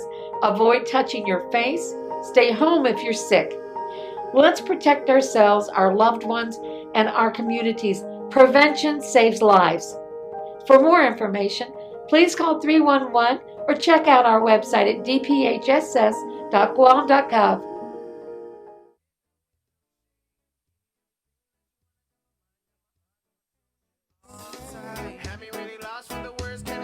Like, first he needed his flash drive.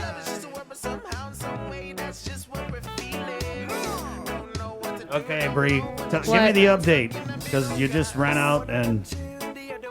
So the first time I ran out, he needed his flash drive, and I told him, "Oh, it's in your binder in the little pocket." And he's like, "Okay," click, hangs up on me. Then he calls back, and he's like, "Mom, what? The flash drive doesn't fit in the iPad."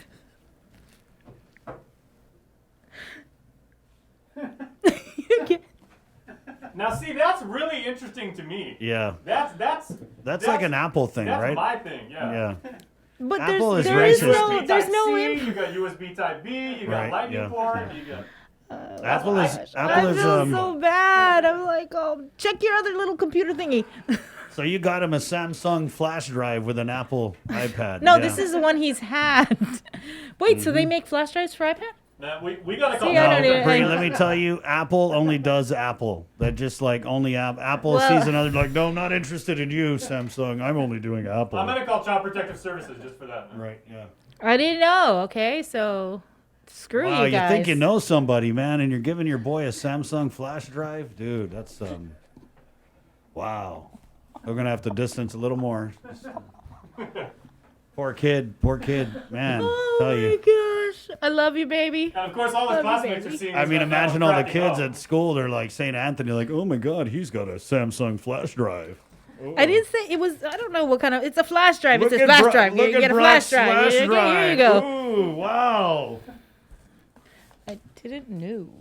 Okay. All right. 920. Hey, it's real, dude. People are juggling this whole online, freaking remote, whatever, home stuff. My 7-year-old yesterday. So we got the three, and my boy chatting was, Callie just loves it. I mean, she's been asking to go to back to school ever since. My boy Chase was like, this is lame. There's always one. Mm-hmm. So, good, happy second day of school, boy. At 9:21, let's go over to the KUAM News Zoom room where we have from the Guam legislature. I tell you, man, Samsung flash drive. Some things you just don't cut corners on, Bree. It didn't dawn on me that the flash drive didn't. It's okay. Just go think with about the- that old saying, square. iPad. What is it? What is it, Phil? Square hole, circle peg, or Square peg, circle hole, I think is Thank what it you, is. But if Phil. I could be solution oriented for a second before we move on to official business, Bree, I found that Google Drive is a pretty good savior and is cross-platform in case you have devices that don't take USB-A or USB-C. Thank you, Phil. Yep. I didn't even know there was Because an you A, know B, what? or C. Yeah, right now, Phil, we are USB-C because we're very busy. Rex never ready. Thank you. Oh my goodness! If my parents are watching, if my mom or my brother, he needs a laptop. Yeah, just basically think of Just it a like regular that, one, I like don't that, even- Bree. You're trying to put a square into a circle, and it's just not. I gonna- get it, dude. I get it. I totally get it. I'm dumb. I'm okay, not judging I you. get I it. got it. No, you're not dumb. You're just not I'm more concentrated on right. figuring out what we're doing here with maintaining and containing, COVID on Guam. Right on. Well, now we know Google Drive. Thank you, Phil. Thank you. Thank you very much. I So- just learned Google. It's what our senators use. Yeah, I just learned Google Meets and Google Classroom yesterday, and that was pretty And interesting. now you need to go Google Flash Drive to figure it out. Yeah. All right, Phil. So we got you on here. People wondering, right? So we had was it one positive case of the legislature, and they shut the Guam Congress Hall down. So where are we since then? Yesterday we completed our first round of testing. Really do want to thank the Department of Public Health and Social Services for their assistance. And we're setting up another round for those who weren't able to schedule their own appointments or weren't able to complete their testing yesterday. So our first round of testing is completed. We're also continuing to help with the contact tracing for the initial case. Submitted our entrance logs to the Guam Congress building to help with that effort. And we were told that results could have started to come in from the public health round of testing as early as late last night. But I haven't heard anyone getting results. And as you guys have mentioned on your program, sometimes that can be a good sign that they're not contacting you right away. Because if you're stuck in the backlog, chances are it's because you have one of the many negative results versus one of the few positive results. How many were tested in the first round? I don't have specific numbers yet, but I had a conversation with the executive director who seemed very confident that we knocked out a large portion of potentially affected, potentially exposed employees as of yesterday. Okay. And then, so you said the second round is scheduled for today. You have an idea? The second round, we don't have a date set yet. Oh. I think we're probably coordinating with the employees who weren't able to get tested to figure out what's most convenient. So we're not doing multiple rounds and tying up the healthcare system that way. Right. And so is the testing, is this kind of like the first part where let's see where we're at with the results and then figure out session and all the other things? Because you're not really, I mean, for all intents and purposes, not going to know who you got until you know who you got. I think that the reopening plan is going to be dependent on a lot of things, including the results of this large scale testing for our branch. But that doesn't mean that the productivity has ended. I mean, speaking personally for our office, we did work over the weekend on budgetary matters. I know that the Office of Finance and Budget and our legal bureau was working over the weekend as well to help settle what's going to happen this morning. The Committee on Appropriations will begin virtual committee meetings, and the budget bill will be discussed during that. I think what's actually a good benefit to the transparency and accountability of this exercise that we're doing during this sort of unprecedented time is while we're going to have productive discussions in a virtual setting, the only changes that will actually be made to the bill is changes that are ratified when we go back into formal session. So that's sort of the accountability piece for the people of Guam to know that the actions that are being taken by our legislators are all above board. But that doesn't mean that we're going to be waiting until we can reconvene physically. And I'm going to stop being productive in the meantime. And that's why we're starting our committee meetings this morning. And this has to be passed by the 31st?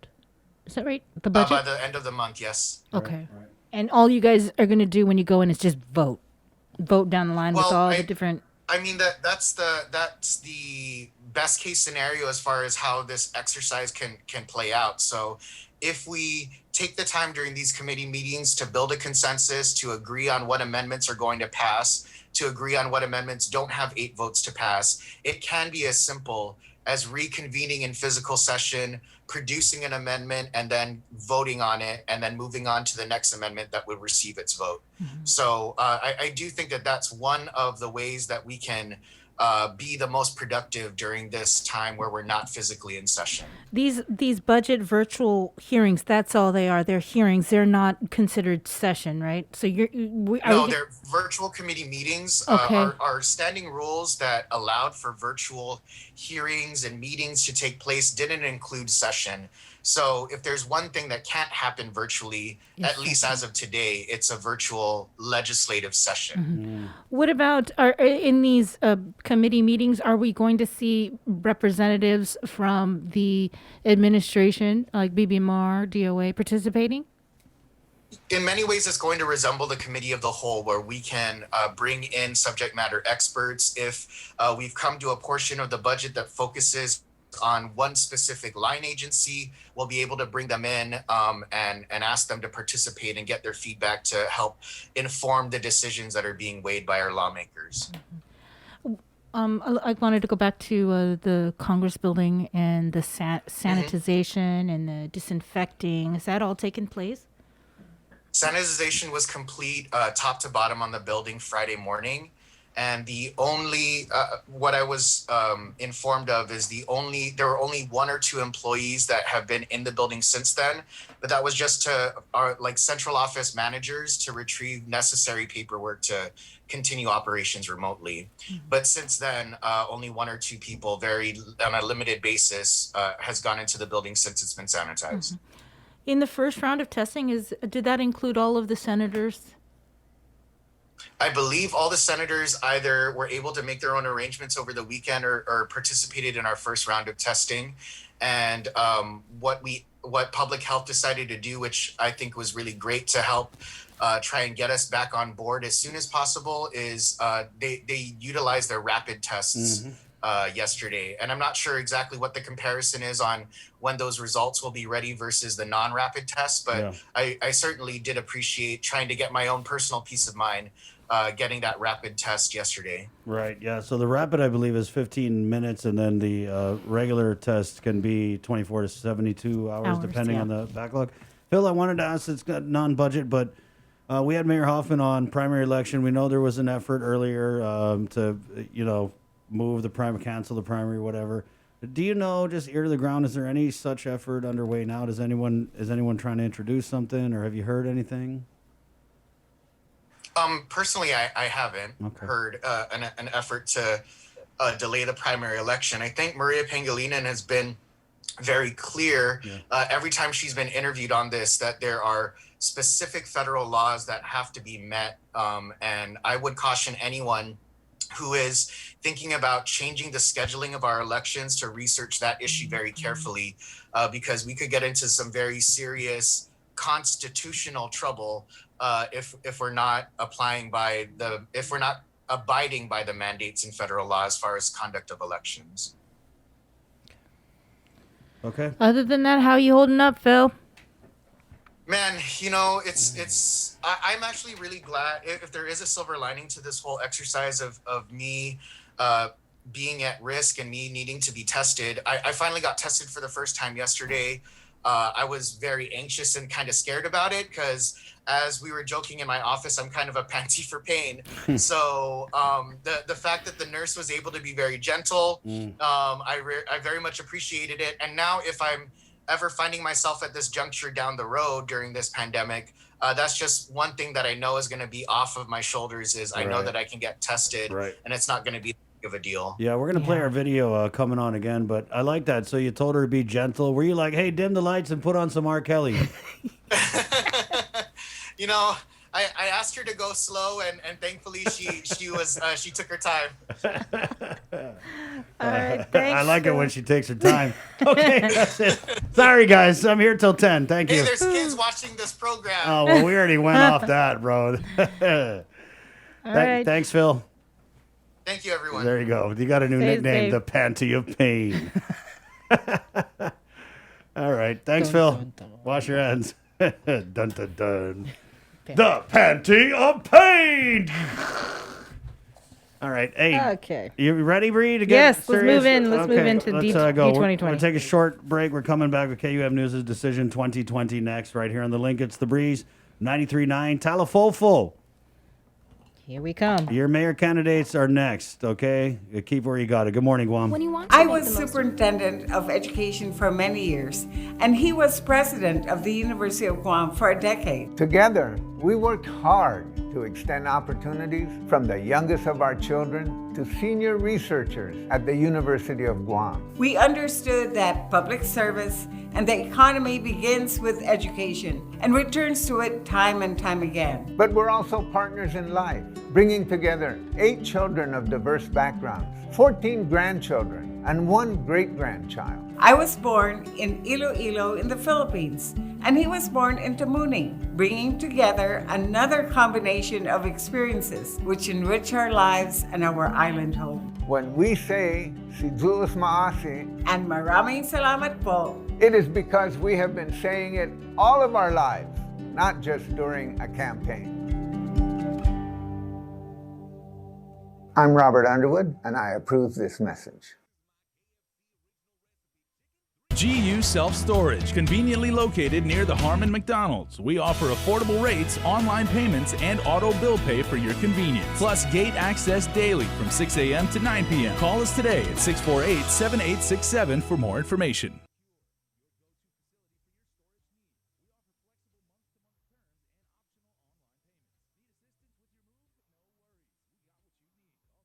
We got your 6. At 6 a.m. with the link on Breeze 93.9 FM. Bree and I connect you with all the latest news and information you need to know to start your day. Then check back with Guam's news leader at 6 p.m. for the day's top headlines with KUAM News Primetime. From 6 a.m. to 6 p.m. and everything else in between with KUAM Digital, we got your 6.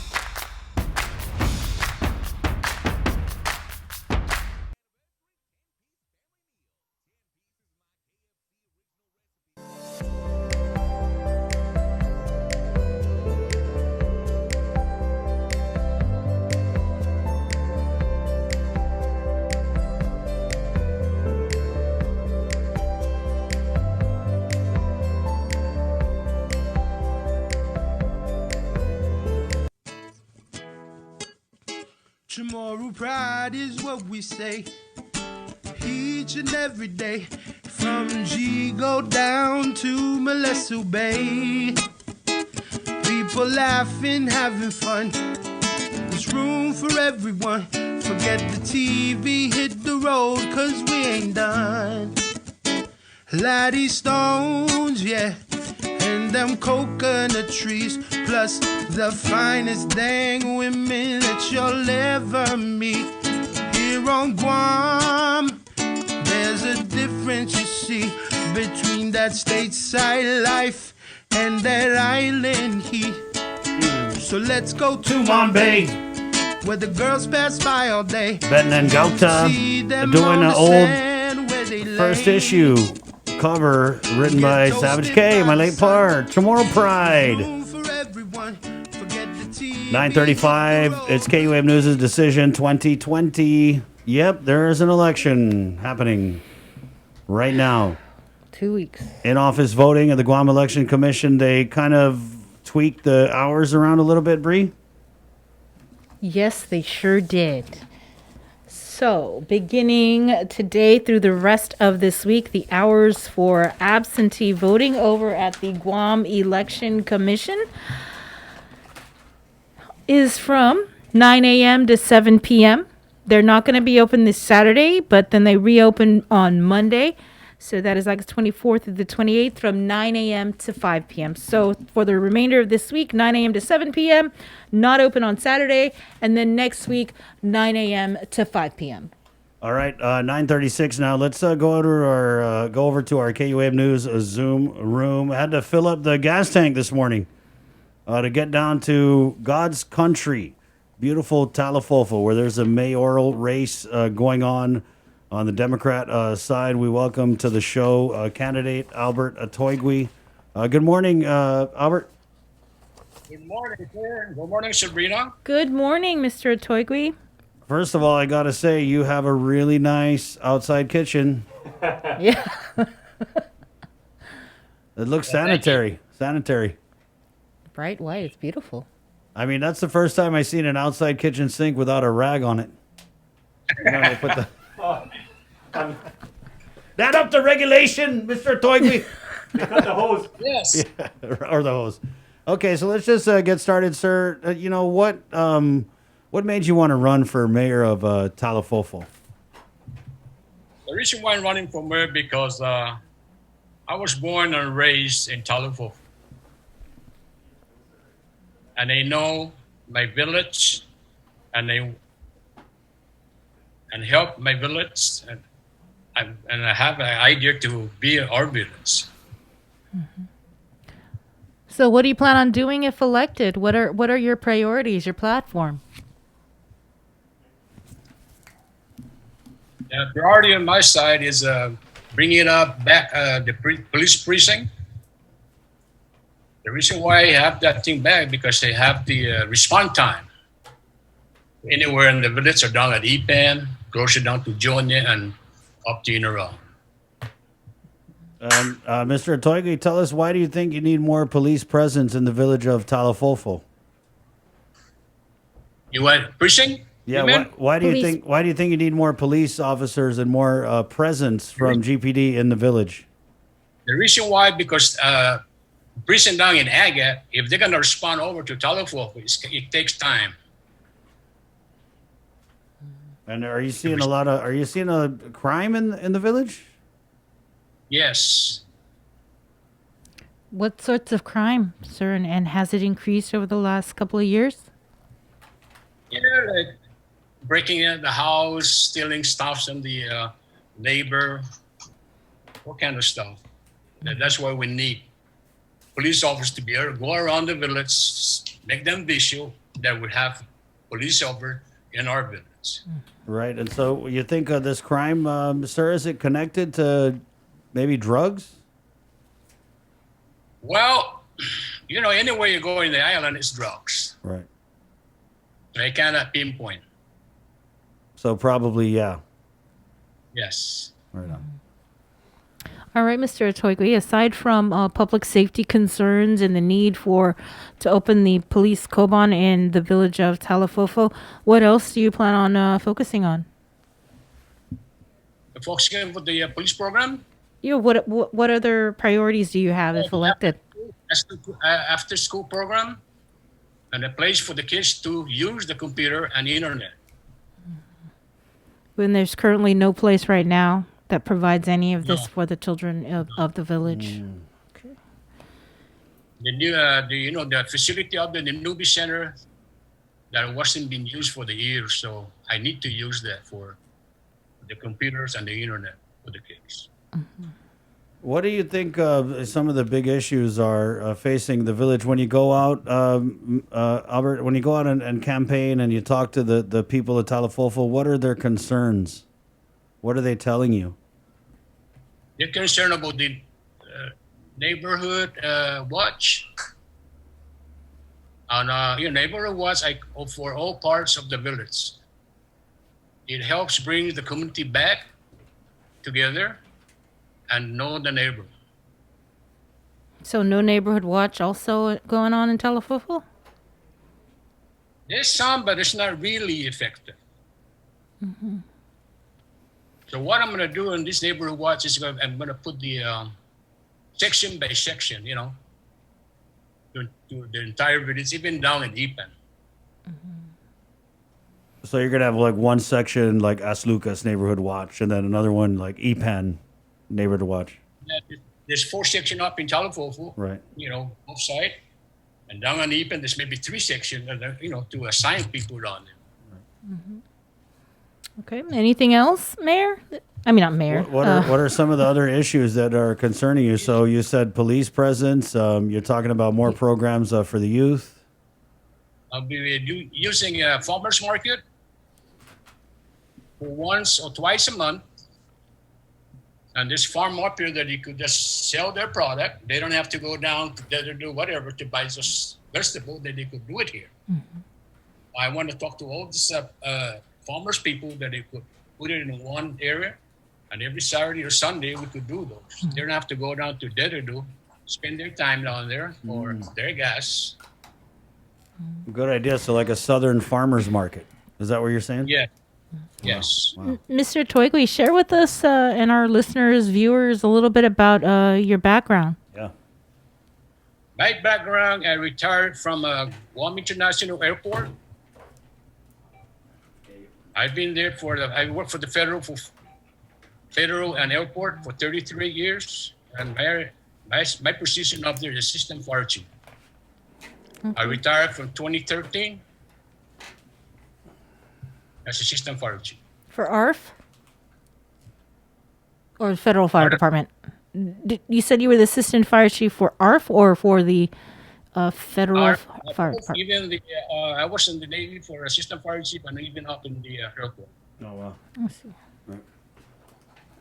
All right. Any closing comments? What about, Mayor, do you have any issues with, talking about programs for the youth, the community center? What about parks and other public areas in the village? Yeah. First Beach, Talofofo Bay, that kind of stuff. For cleaning, amen? Yeah. Okay. Actually, down in the surf side, there's half of Talofofo and half Winaron there. Right. This is why I consider that. So which half is yours? Is Talofofo the clean half or the dirty half? Clean house.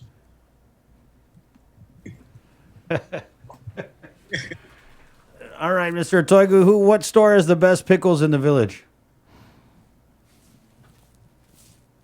No, it's all around. Good answer. Mayor, you talk about programs for the youth, right? What type of programs would you like to see more of, and why do you think that the youth need these programs in the village? Program try to bring back the sports, the Talofofo Ranger, for the softball, and the playground for the kids, and upgrade the facility. We had a comment here. Mr. Toigui, how about paving Chalan Ladera? Chalan Ladera. The road? Yeah, the road. If they got the money to, I'll check the public works to come up and the engineer, and we see what are they gonna do. All right, Mr. Toigo, we have a couple minutes here, about a minute and a half. Do you want to go ahead and give your closing statement to the voters of Talafofo? Well, my closing statement is I'd like to thank all my supporters. Please come out and vote for me as the next mayor for Talafofo, Albert Santos Atoygi, number 1 on the side of the ballot on Democrat. Viva Talafofo. Viva Talafofo! Thank you, Mr. Toigui. Best of luck to you on the primary election next weekend. Come again, man. I can't hear you. Good luck. you. Good luck, sir. For joining us. Thank you for joining us, Mr. Toigui. Can you pan real quickly? Just real Yeah, quickly, show can us you your- pan? yeah, show Would us like your- to see your kitchen. Yeah, come on. Says a lot about you, how organized, unless you just cleaned it for the Zoom. Oh, wow. Yeah. Look at that. That's nice. Man. I got a kitchen around here. You do, yep. He's even got the blinds.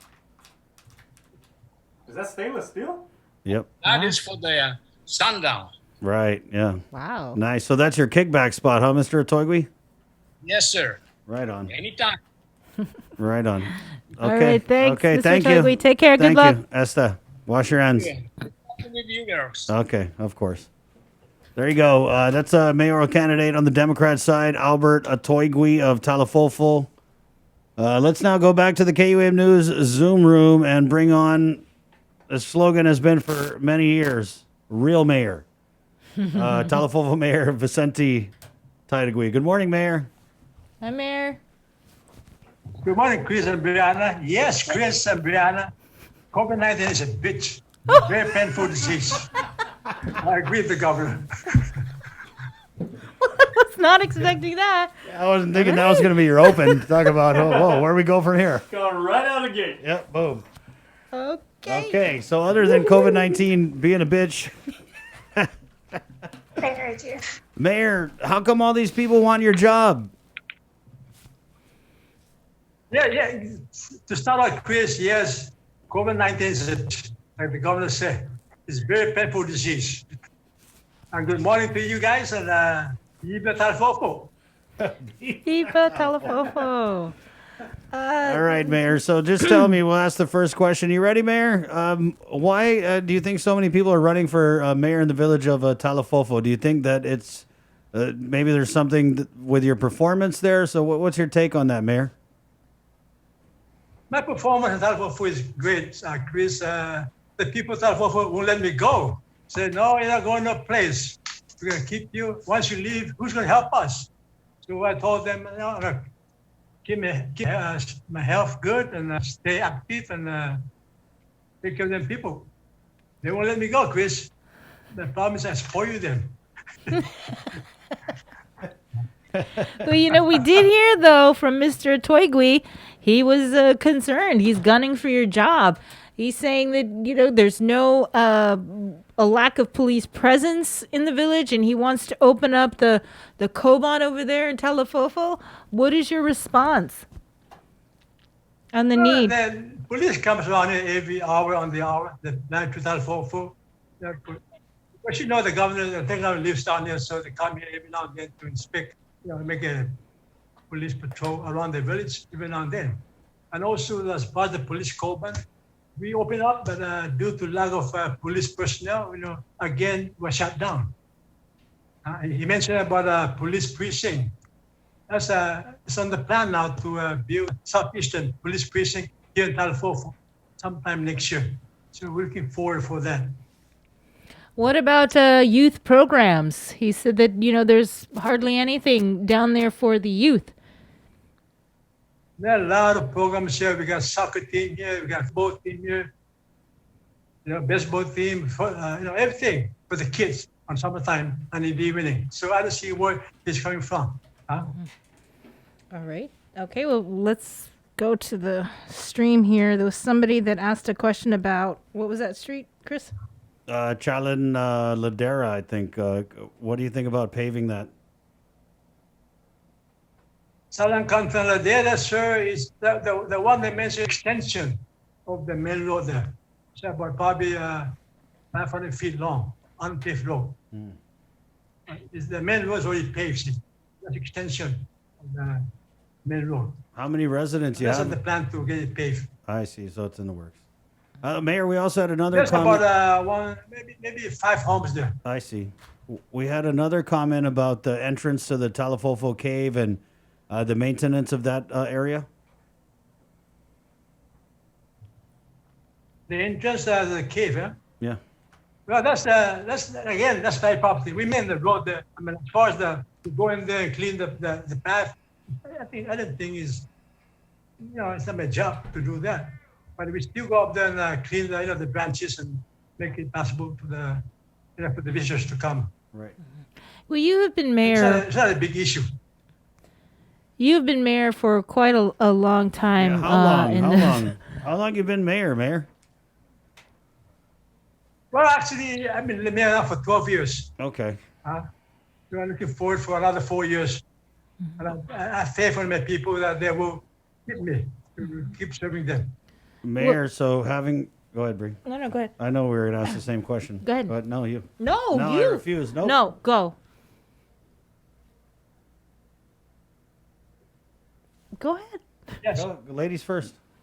Oh, now I'm a lady. Okay. Sorry, Mayor. Don't mind us. Go ahead, Bree. No, go ahead. Not really. All right, Serious. in your, all Yeah, right. In the past 12 years, you've been the mayor. What would you say you are most proud of accomplishing? Well, for the last 12 years, we're able to invest over $10 million of infrastructure improvement in Talafofo. Right now we have ongoing project for the public sewer system to be installed. This service will give the 220 homes public sewer services. That's a big improvement. Another one is GTA. It's currently installing fiber optic cable. This service will improve the communication in our village. That's a big project too. We're looking forward for more projects, something like this. Right, and Mayor, so now that Sabrina asked, what are you most proud of accomplishing in your 12 years as mayor, I want to ask, what do you want to accomplish if given another few terms? What I want to accomplish on this, what I'm looking for, sir, is the construction of the Southeast Police Precinct and the construction of the GFA soccer field. Those two major improvements will actually improve the quality of life here in Talafofo. We're looking forward for that. Despite the limited resources we have here, we're able to move things forward. So let's keep it away and keep things moving forward. If you could, Mayor, what does it take to be a mayor? Because I could tell you guys do a lot of work. It takes a lot of work.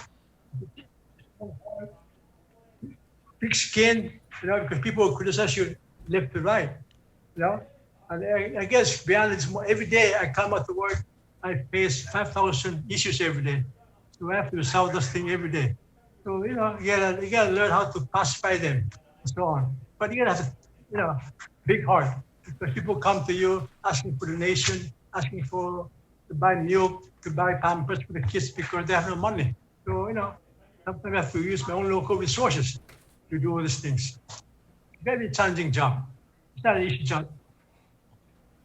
Mayor, can we ask, in the comments here, what about the three-way lookout area? Very dangerous. Is there anything we can do to improve safety in that area? And we're talking, I know the Talafofo Bay lookout. I mean, I don't know how many times, because I go down in Iran a lot when I'm coming through there. We don't have any tourists now, thank you, much safer, but they just gun it right through. Yes, Chris McGaw, especially when the tourists are here. Right. That's when it become very dangerous. Yeah. But my plan is I'm requesting Public Works to install the traffic lights. Maybe that might help, But Public Works got a function, so I'm pretty sure they'll, do what they can do to make it safe. Mayor, we have a couple minutes here. Do you want to go ahead and go into your closing statement and tell us why you think the people of Talafofo should vote Mayor Taitigui in for another term? Before I close, Chris, I'd like to remind my people that COVID-19 is here to stay. We're not immune from this disease. So please, protect yourself, keep your distance, wear your mask, avoid crowds, maintain good hygiene, and stay home. So everybody will be safe and be happy. But like I said, COVID-19 is a very, very disease. And again, this morning, I asked my constituents to please vote for me, and we'll continue the service that you've been getting for the last 12 years. More or less, maybe more improvement. But the change right now is not a good change. So let's keep it that way and to keep delivering the service we used to have. So it's not an easy job again, but I say we'll do our best to treat everybody the same. So again, please vote for me and to continue moving forward. Thank you. Thank you, Mayor. Thanks a lot, Mayor. Good luck. Good luck. Thank you, sir. Okay, Esther. Thank you, sir. Okay. Take care. Wash your hands. There you go. The real mayor, Mayor Vicente Taidegui of God's Country. Guys, there's other people running in Talafofo. Tom Diego. I tried really hard to get Tom Diego on. However, he just couldn't make it because he works. Also, we were supposed to get Mayor. I was gonna say on that note, Chris, we do have breaking news that I want to pass along to you guys. Oh. This just came into the KUAM News iPhone a couple minutes ago. Mayor Bill Kenga, the recently installed mayor of Jotnya, was very much looking forward to making his appearance today. But he said, "Boy, can I possibly get rescheduled because I'm on a backhoe." And he hasn't got access to Zoom right now. So he's working hard right now. And he said he would really love to go on and, basically introduce himself to the people, reintroduce himself. But he is in the middle of some pretty involved land projects, it looks like. Right, So, yeah. so he's out on the backhoe, man. Yeah. That's a working mayor right there. I guess we'll catch up with him in the general. But he does say he sends his heartfelt apologies for not being able to make it, and he hopes to make it on a future episode of The Link. Right. Okay. Well, there you go. 9:56. Yeah, so we are actually. So Tom Diego couldn't do it, and then Mayor Bill Kenga of Jotnya, we just heard he's on the backhoe. And so there's a couple candidates, and again we'll catch up with them on the general. So we really just tried to get everybody who's running for mayor, vice mayor, in the races that are contested in the primary on with the show, but. Some of them didn't make it. So if you don't see them, just don't think that we didn't make the ask. I asked a lot. Okay, I called. I tried to accommodate, and we did our part. So good luck to all the candidates. Bree? Yeah. We have more tomorrow. Yes. Do we have the paper? You have. I gave you the paper yesterday. All right. Well, you know what? We're going to have some people on tomorrow. Let me tell you that. They're going to be here on this thing tomorrow, and they're going to be running for political office. Only on our show will we get people that says, "I can't come on today, boy, because I'm on the backhoe, boy. Never mind." And only are we gonna have people like Mayor Taidegui who just right off the bat. Yep. COVID the bitch. COVID the bitch. Do you think that gained or lost him votes? You know what I thought was interesting was we said, "Hey, do your closing," and he said, "Hold on, I want to talk about COVID, guys." Yeah. I thought that was, and honestly, now that I think about it, I think I've only spoken with Mayor Taidegui like very briefly, just in passing at Mango Fest and the Mayor's Council. That's the most I've ever heard him speak. Yeah. Wow. Yeah. I interviewed him the last time he ran, or one of the times that he ran for mayor, and I call him every once in a while if something's going on down south. Right. Let me The tell mayors, you, they the know. mayors. That's who you call First. But wait, you just said Mango Festival, right? 'Cause Yeah. Talafofo is the Banana Festival. Because the Banana Festival. But They tried to get. that is something he's incredibly proud of. It's really cool, Yes. yeah. They tried to get me to, because I always host the Mango Festival. I mean, not this year, obviously, but they tried to get me to the Banana Festival. I want to do all the festivals. Mayors get at me, not now, but when the COVID's gone, when the bitch is gone. Okay. 9:58. Good job today, Sabrina. Good job, Christopher. Guys, tomorrow on the show, just right off the bat, I know we're going to have Superintendent John Fernandez for our standing Wednesday appointment. We're also, because I was at Mayor Hoffman this morning, who talked about suicides and depression this morning? Dr. Who? No. It was that was Dr. Lombard. Dr. Yes, Lombard, Dr. Lombard. yeah. So I reached out to Therese over at Behavioral Health and Wellness. We know that the crisis hotline is seeing an influx of calls, so I kind of want to just go in with her and talk about any kind of services that may be available. Guys, we're all feeling it, okay? And I think that we're all carrying this weight, and it's okay. Man, I thought I was strong, and this stuff's it's hitting me hard every day. And I know a lot of good people out there who just don't have time to stop because they're working or they're taking care of their families. So just know, Or they're guys, doing all of it. right? Or everything. So just know, guys, that you're not alone. Like, and I know that's kind of like the what do you call it? The catchphrase when it comes to a mental health and wellness, but you're really not. Like a lot of people who are normally happy-go-lucky or whatever are being really impacted by these lockdowns, these closures, the unemployment. I mean, there's so many things going on. So when you think to yourself, God, is there something wrong with me? There's nothing wrong with you. You're actually going through the same thing that a lot of us are going through. And there is strength in numbers. Right. Certainly. Yeah. So you'd be surprised because I've had some, friends of mine reach out to me the last couple weeks telling me like, man, I'm just in this funk, and I am too. And, we all are. So I want to get Therese on it. Just let you guys know you're not alone in this. I mean, I'm a hee ha ha kind of guy, but like Jay said, that's my coping mechanism. When you guys see me joking around a lot, that means I'm going through some things. So, You were joking around a lot this weekend. yeah. So there you go. Thanks. Yeah. I told him the limits. You could say this, you could say that, but this one you don't joke about. Right. Sorry, Yeah. Can I just drop this little gem of knowledge? Let me bring it up here. The video that we debuted, I guess, earlier in the show about the three of us getting tested for coronavirus, I put it on Instagram right afterwards. Instagram is they're inspired by it. They say, oh yeah, they're sharing their stories about getting tested too.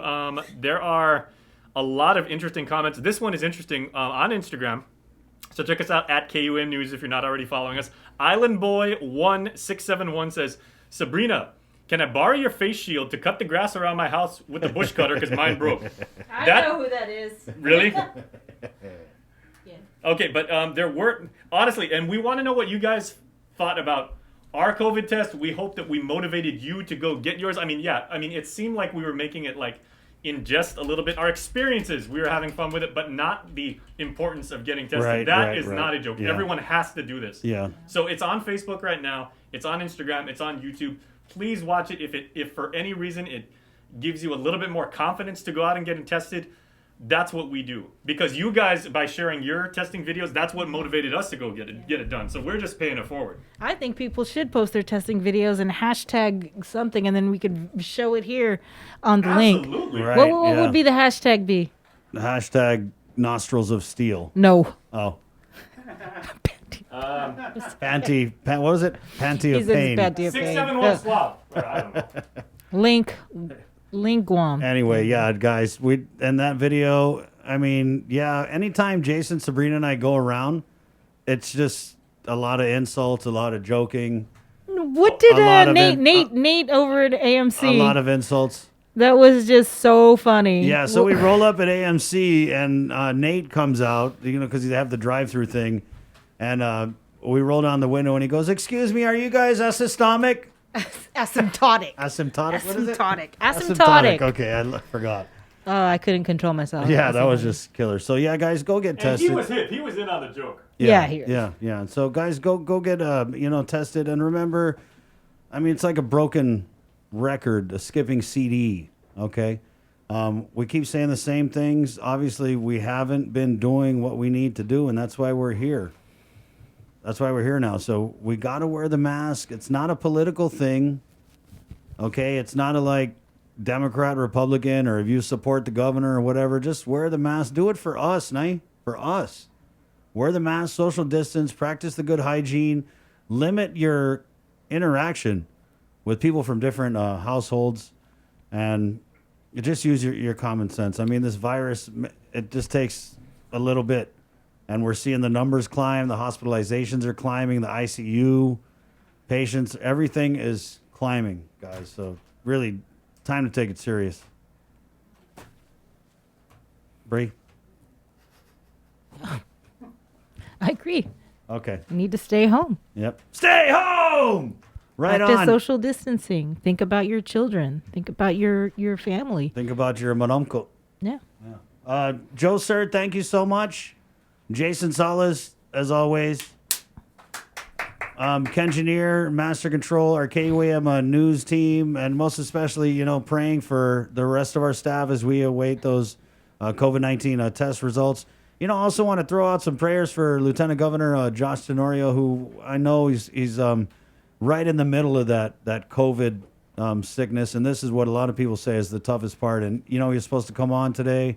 Unfortunately, he can't, and we totally understand and really just want to let him know. And I did last night. I sent him a text, say, hey, you're in our thoughts and our prayers. And everybody else, that the guy who's on the ventilator, everyone in the hospital, all the positive cases. To the public health people, may God continue to illuminate their path and, show them where they got to go to help us kill this COVID. Can I ask something? All three of us grew up going to church as most good Guam people do. We've had members of clergy on the show, not just from the Catholic Church, but from other places too.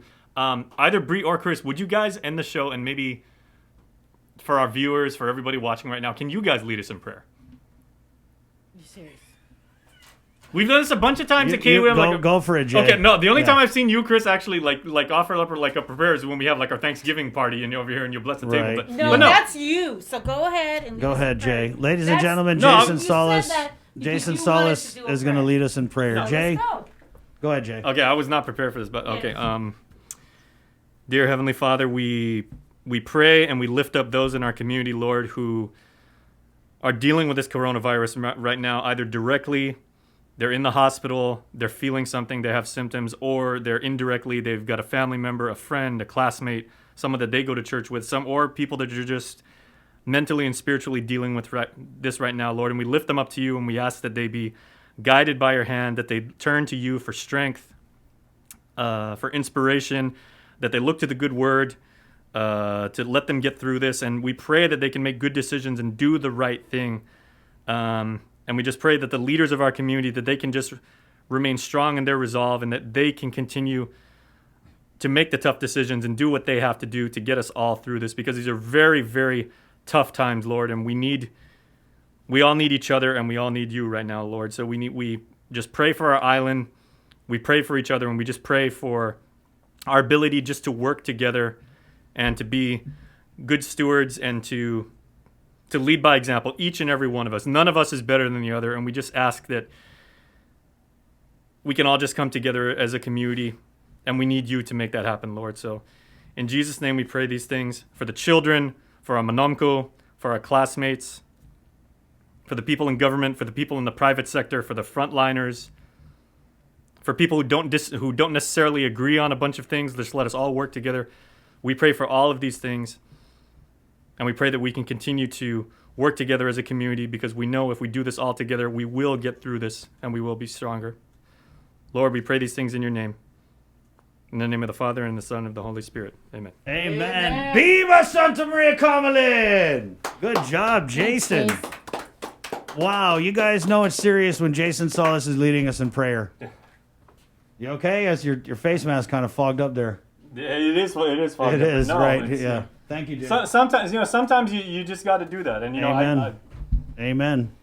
Never prayed so much in my life. You know who we got to get on the show to lead us in prayer is Glenn. Yeah. Glenn. I know you're watching right now, Glenn. Right You tagged the three of us earlier in the comments, so please jump on. We would love to have you. Yeah, and then hey guys, let's just do this. Jason led us in prayer. Sabrina, you can do it tomorrow, and then I'll close out the week. Right on. Okay, guys, the link on the Breeze 93.9 has been proudly sponsored by Calvo Enterprises.